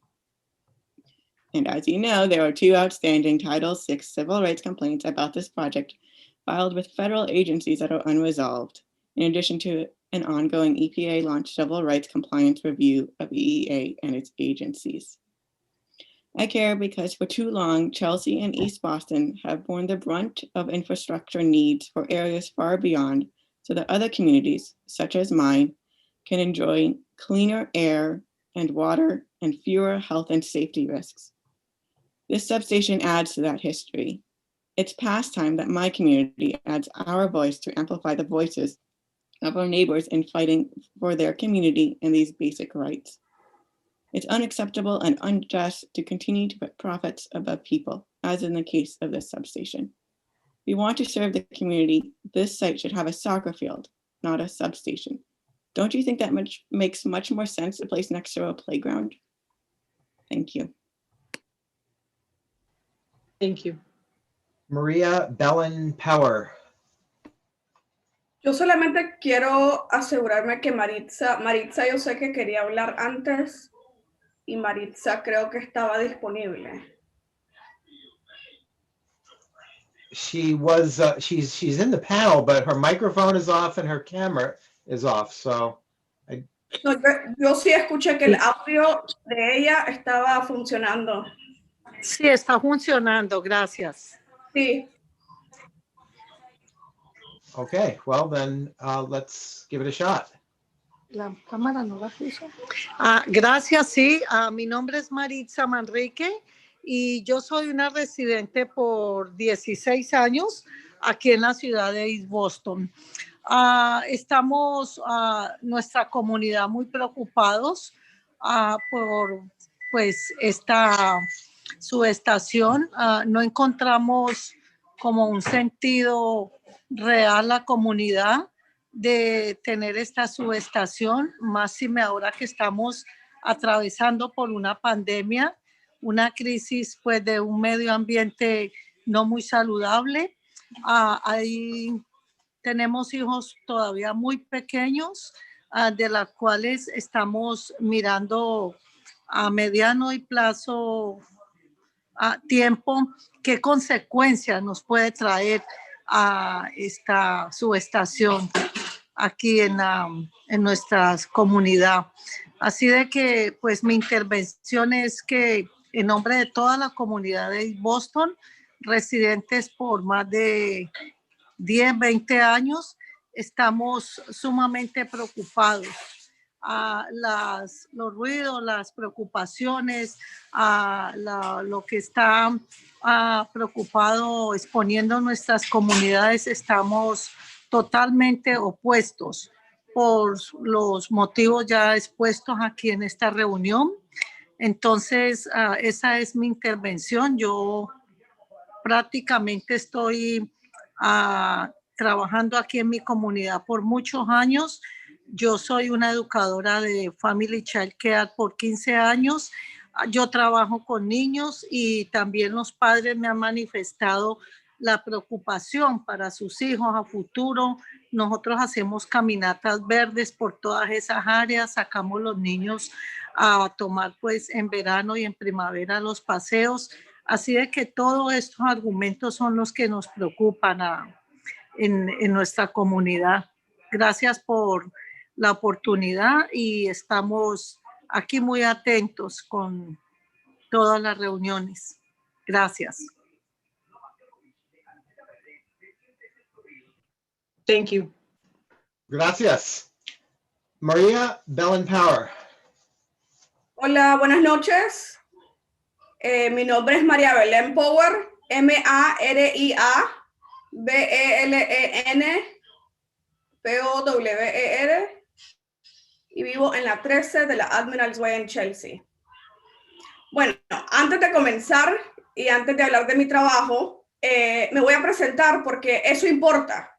Las vidas de los residentes de Chelsea y de East Boston importan. Mi nombre es María Belén. Yo vivo y trabajo en Chelsea. Soy madre de 2 niñas, 7 años y 3 años. Mi esposo y yo somos originalmente de Nicaragua. Nicaragua, uno de los países más pobres del hemisferio.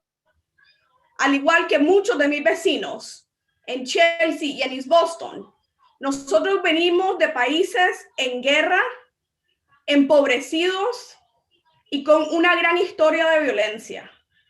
La mayoría de los residentes de East Boston y de Chelsea vienen huyendo de violencia, de pobreza, de desastres naturales y mucho más. Ahora, como directora asociada de la organización Green Roots, Raíces Verdes, voy a hacer algunos puntos. El primero es sobre la interpretación. Ustedes le están pidiendo a las personas que hablen más lento, porque es necesario para poder interpretar. Pero al mismo tiempo, le están limitando el tiempo de la participación. O sea, no le están agregando el tiempo a las personas para que recuperen el tiempo perdido por la interpretación, porque tienen que ir más lento. Esto es otro ejemplo muy claro que esta junta no entiende lo que significa la justicia lingüística y el acceso a la interpretación y la participación justa. Después de un montón de horas de espera, le están limitando los comentarios a los participantes a la misma cantidad como que si no hubiera interpretación. Esto no es justicia lingüística. Ahora el voto de hoy, y no me voy a callar en 30 segundos, voy a seguir hablando. El voto de hoy es un proyecto que ha excluido completamente a la comunidad, en particular a la comunidad inmigrante, la clase trabajadora que no habla inglés. Este proyecto fue tentativamente aprobado en el 2017 durante una audiencia en la cual no ocurrió en el vecindario de East Boston y en la cual no hubo interpretación. Nosotros nos quejamos inmediatamente y le mandamos una carta al secretario del Medio Ambiente, Matthew Beaton.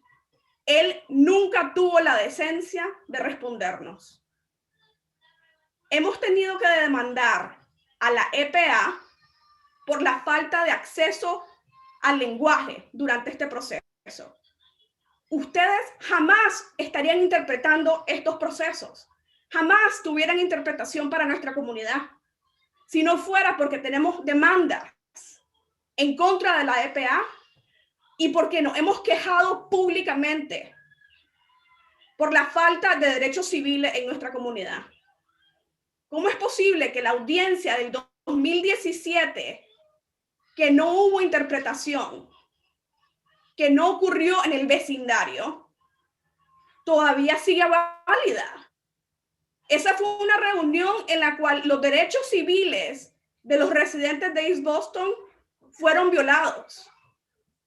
No es posible que un proyecto de esta magnitud y con tanta oposición haya sido aprobado tentativamente sin tener interpretación. Esto es la perpetuación del racismo ambiental y la exclusión racial y cultural. La audiencia del 2017 se debería repetir completamente. Y usted, secretaria, tiene el poder de hacer eso. Ahora, yo entiendo que el gobernador tal vez no quiera enojar a nadie de Eversource, porque Eversource es una de las compañías que le ha donado más dinero a las campañas del gobernador. Yo entiendo que al gobernador no le importen las vidas de Chelsea y de East Boston. Lo hemos visto en la pandemia. El gobernador no ha venido a nuestras comunidades. Pero usted, secretaria, usted tiene la capacidad, usted tiene la compasión y usted tiene la habilidad de defender la justicia ambiental. Usted tiene la capacidad de reabrir esta pregunta si este proyecto es verdaderamente necesario. La data y la información que están viendo ahorita es demasiado vieja. Usted tiene la autoridad de pedir información más vigente, más actual. ¿Cómo es posible que esta junta siga con un proyecto utilizando información tan vieja? ¿Por qué no reevaluar y ver si este proyecto es verdaderamente necesario? Y si lo es, está bien. No estamos en contra de que nuestras comunidades tengan energía confiable y consistente. Lo que no queremos es que esta junta apruebe un proyecto simplemente para que Eversource se siga enriqueciendo. Mientras tanto, pongan a las vidas de nuestra comunidad en riesgo. ¿Y por qué no encontramos lugares más seguros, como el aeropuerto, que tiene seguridad 24 horas al día, que no tienen familias viviendo ahí al ladito? Y si de verdad es necesario, ¿por qué Eversource no propone a East Boston lo mismo que propuso para Martha's Vineyard? En vez de una planta eléctrica, Eversource propuso en Martha's Vineyard instalar baterías para lidiar con los problemas de transmisión. Esto es literalmente la definición del racismo ambiental. Una comunidad mayormente blanca y de muchos recursos recibe la infraestructura más modernas y más seguras. Pero mientras nuestra comunidad inmigrante de bajos recursos económicos que no hablan inglés, nos tocan las plantas eléctricas más peligrosas en los lugares más peligrosos y con los procesos más excluyentes. Ahora, quiero terminar con un punto sobre la iniciativa del clima y transporte, como le dicen en inglés, el Transportation Climate Initiative, que tiene como objetivo electrificar la red energética. Esta iniciativa supuestamente es una de las maneras en que el estado de Massachusetts y usted personalmente, secretaria, han argumentado va a bajar la contaminación en el sector de transporte. Uno de los objetivos más grandes va a ser reducir las emisiones de carbono y electrificar la red energética. Nosotros tenemos serias preocupaciones con esta iniciativa, pero una de las más importantes es la distribución equitativa de las nuevas infraestructuras necesarias. Usted se comprometió a darle prioridad a las comunidades de justicia ambiental en esta iniciativa. Usted personalmente habló de cómo esta iniciativa va a ser una herramienta para darle prioridad a las comunidades más vulnerables. Este proyecto en East Boston es exactamente lo opuesto.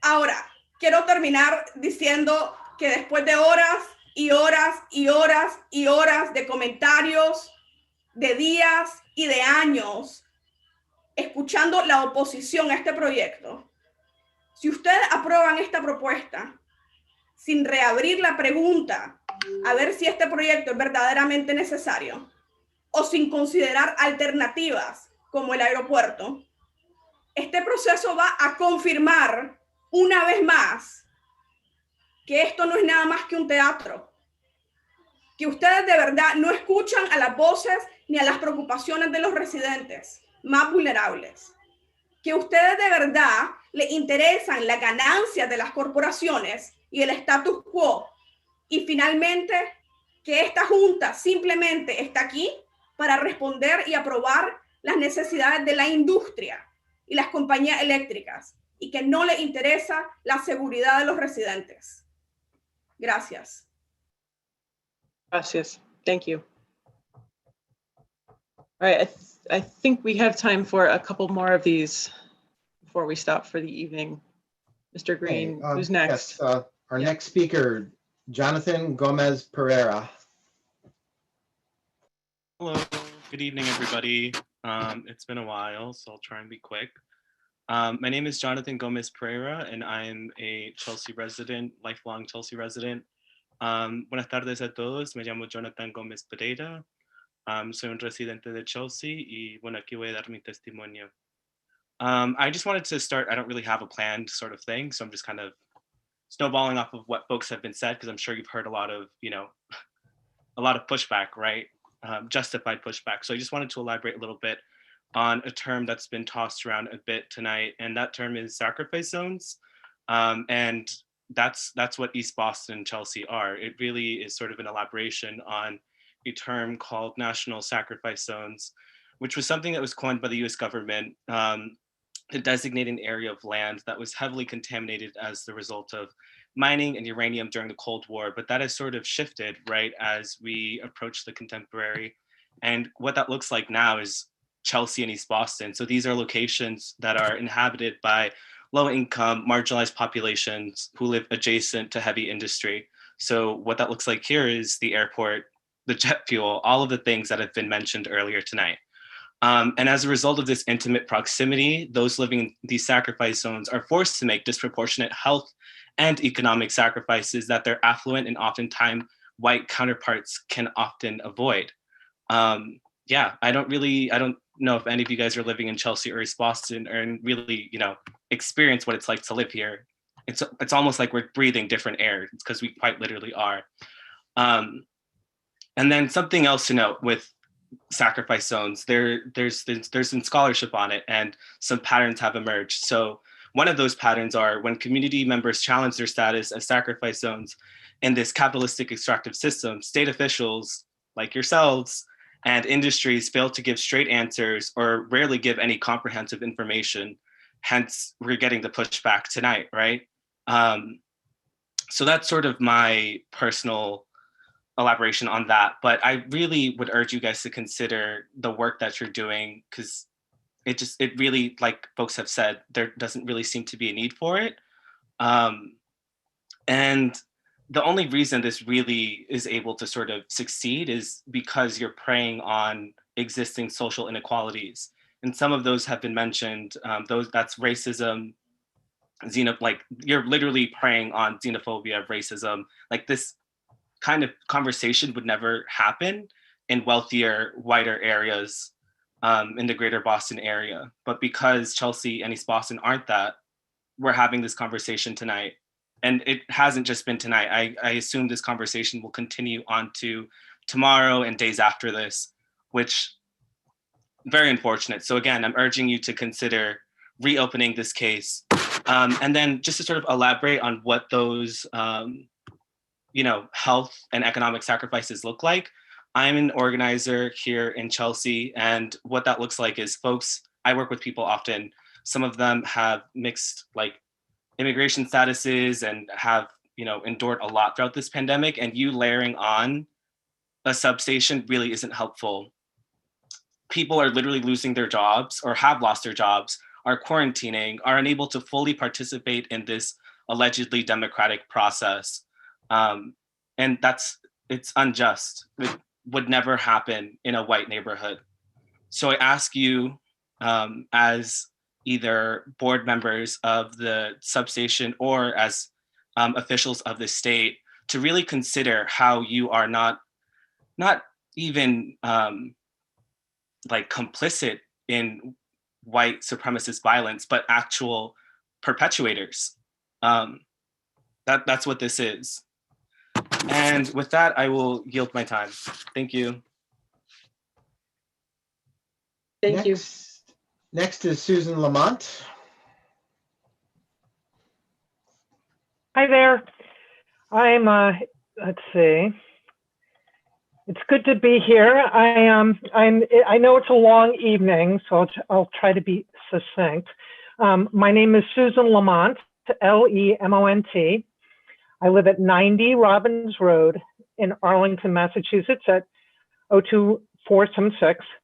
I'm a member of the Boston chapter of Extinction Rebellion, a climate activist organization, and I appreciate the opportunity to comment tonight. Extinction Rebellion Boston rejects the proposed Eversource East Boston substation. The community strongly opposes this project, and Eversource has not made a compelling argument for building it. In fact, the situation reminds me of the Weymouth natural gas compressor. Extinction Rebellion has taken action against both the East Boston substation and the Weymouth compressor. At first, these seem like two separate issues. The compressor keeps us from fulfilling the Extinction Rebellion demand of having the government act now to reduce greenhouse gas emissions to net zero by 2025, not 2050.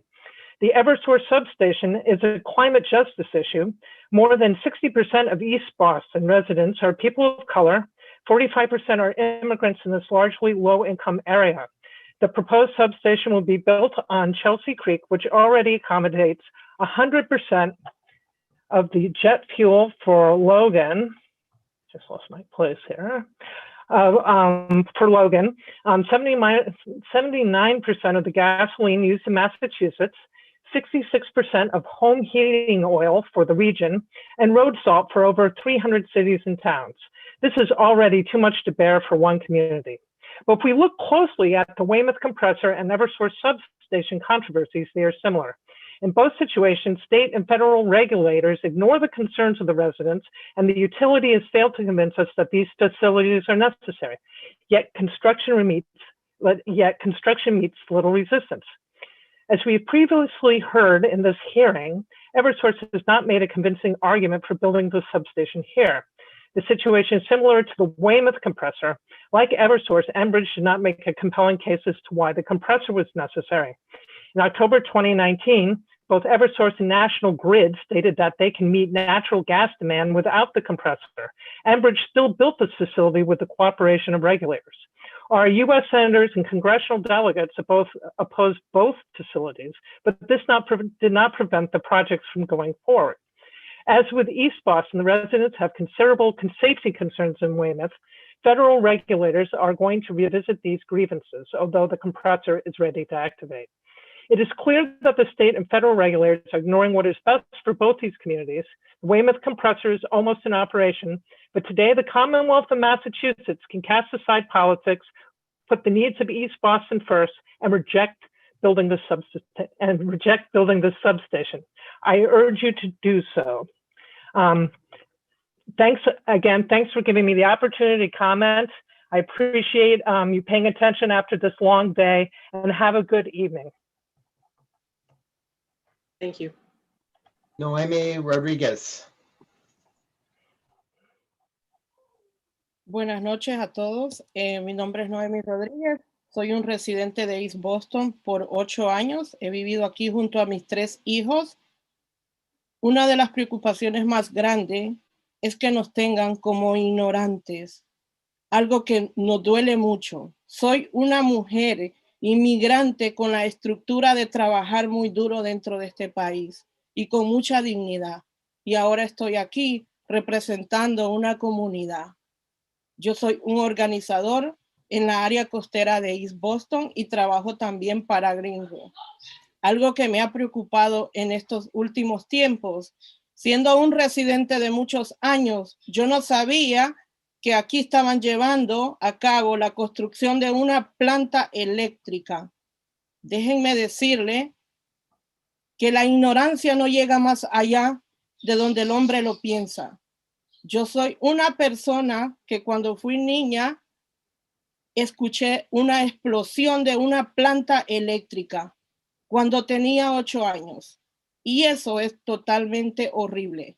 Yo pude ver el humo que salía de esa planta, aquel humo espeso, aquel olor que era como algo quemado. Eso no es fácil. Ahora yo pienso, cuando escuché de la planta eléctrica, vivir la misma historia de cuando era una niña. Eso aterroriza la vida del humano, sinceramente. Ahora, si ustedes se dieran cuenta, ¿cuál es mi historial con mis hijos a causa? Y yo estoy 100% segura que todas esas causas ahora son los efectos en mis hijos.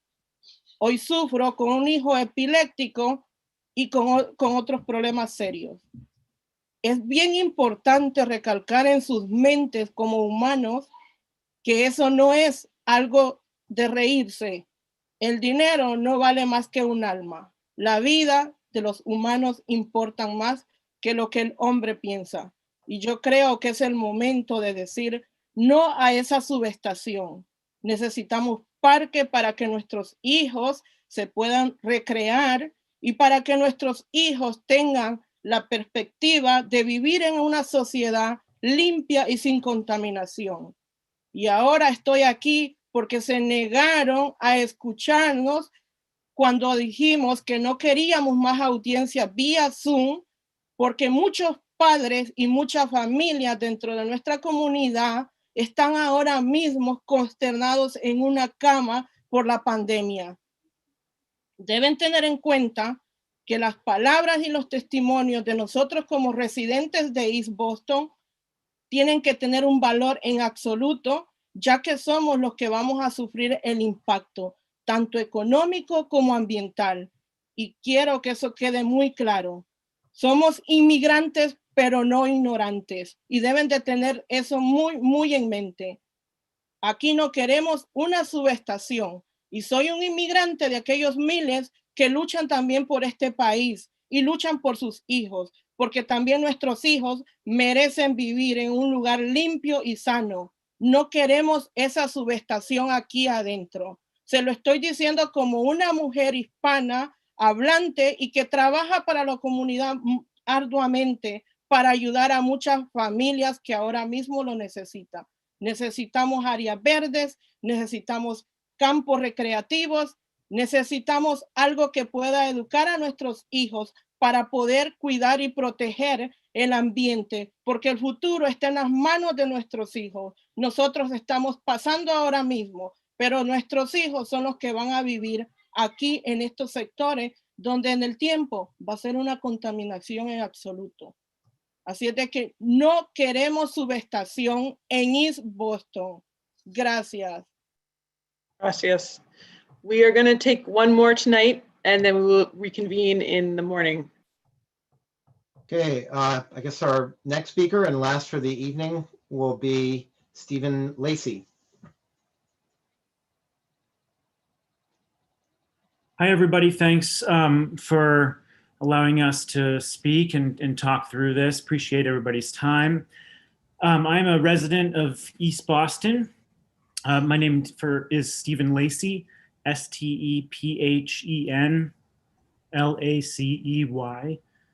I live on 223R Princeton Street here in East Boston on Eagle Hill, just around the corner from the proposed substation.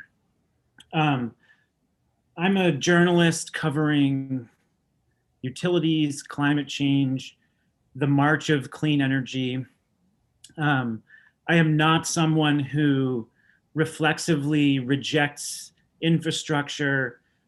I understand that there are trade-offs to anything we build, but in this case, we don't even know what the trade-offs are. I've sat here for hours, and it's clear to me that Eversource has not provided any data to back up its case that we can look at objectively. 5-year-old data, the 5-year-old data we're talking about, that is ancient in this world. Demand for electricity has been flat for almost a decade across this country.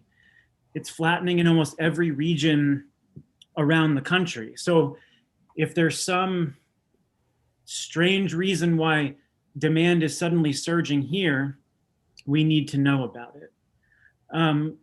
I have been covering the utility space for the last 15 years.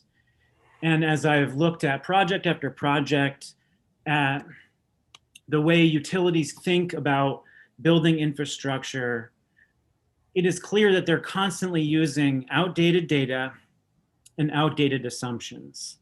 And this substation is clearly not in the interest of the community. Everybody on here understands that this is not something that we want because of where it's being located. As we heard from experts earlier, the flood maps that are being used are hopelessly out of date. The projections of energy demand by utilities are frequently overblown.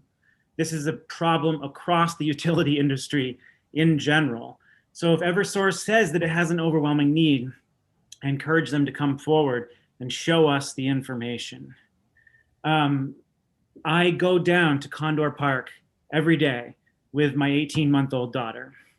I go down to that playground, and that is a place that I love very much.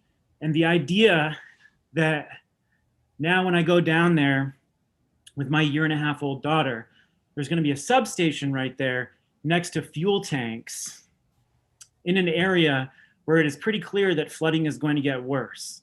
It's just unconscionable to me. But the most important thing about this is that utilities want to build stuff, right? You want to build something, you make a rate of return. Why not build something for the community?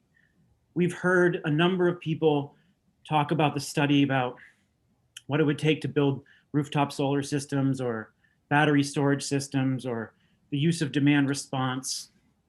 There are so many unique ways that we can manage demand without having to just put more steel in the ground in communities that don't want it. So I just urge you to take a look at this, to reconsider the project and think, if there is some way that we need to service new demand here, how can we do it differently? And how can we do it with the community's concerns in mind? You can build stuff, but you can build it smarter. We have the technologies today, the battery storage, the cheap rooftop solar systems, energy efficiency, weatherization, demand response. That stuff all exists. And if the utility was smart and it wanted to do this, it could build any number of combinations of those technologies for the community to service that demand. So I urge you to do this differently. You can do this differently. Thank you so much. Thank you. And thank you to everyone who joined the hearing today and for your attention and for your patience. Tomorrow we will reconvene at 9 a.m., at which point we shall take some additional public comment. We do need to begin our deliberations. So I expect that will be about 30 to 45 minutes of public comment followed by deliberations at that point. I will need at this point a motion to adjourn the hearing tonight. So moved. Madam Chair. Just tell us the list of how many folks haven't yet spoken who are pre-signed. Yeah, We can do that. Yep. There are approximately 10 more folks who've pre-registered to speak that we haven't gotten to this evening. There were a few that we missed along the way who were not here. And I do see a few hands raised in the attendees group, and those are presumably additional folks who'd like to speak. So maybe somewhere around a dozen or so. Also, I believe there are a few folks who didn't. If you're going between your list that was circulated of who has signed up to speak, and then the list of people in the participants list, some of the folks, I think Heather O'Brien is one who is listed up there as like 617 Harbor. So they may not have their name listed as their screen handle. Okay. So I think we may need to announce that to folks because Heather has been on the call, but she was skipped over because her name wasn't listed in the participants. So we may just need to double check and maybe call out people's names and see if they respond. Yeah, we can do that when we resume tomorrow then, just to see if we've missed anyone. And There's also a apologies question about for overlooking. Who would like to speak as they would at a public hearing in person, but who didn't sign up in advance. Will they be allowed to speak tomorrow? That was our intention. Thank you. Yep. Thank you. Okay, so I think I had a motion. Do I have a second? I think I heard a second. Okay, all in favor? Aye. Aye. Aye. Okay, so moved. Mr. Green, are there any further instructions you'd like to give before tomorrow's meeting? It's the same Zoom link, same bat time, same bat channel, I believe they say, and the remaining speakers will hopefully hear from tomorrow. No, Andy, we start early tomorrow, don't we? Starting at 9 a.m. 9 o'clock. 9 a.m. As described in the notice. And I think that's pretty much it.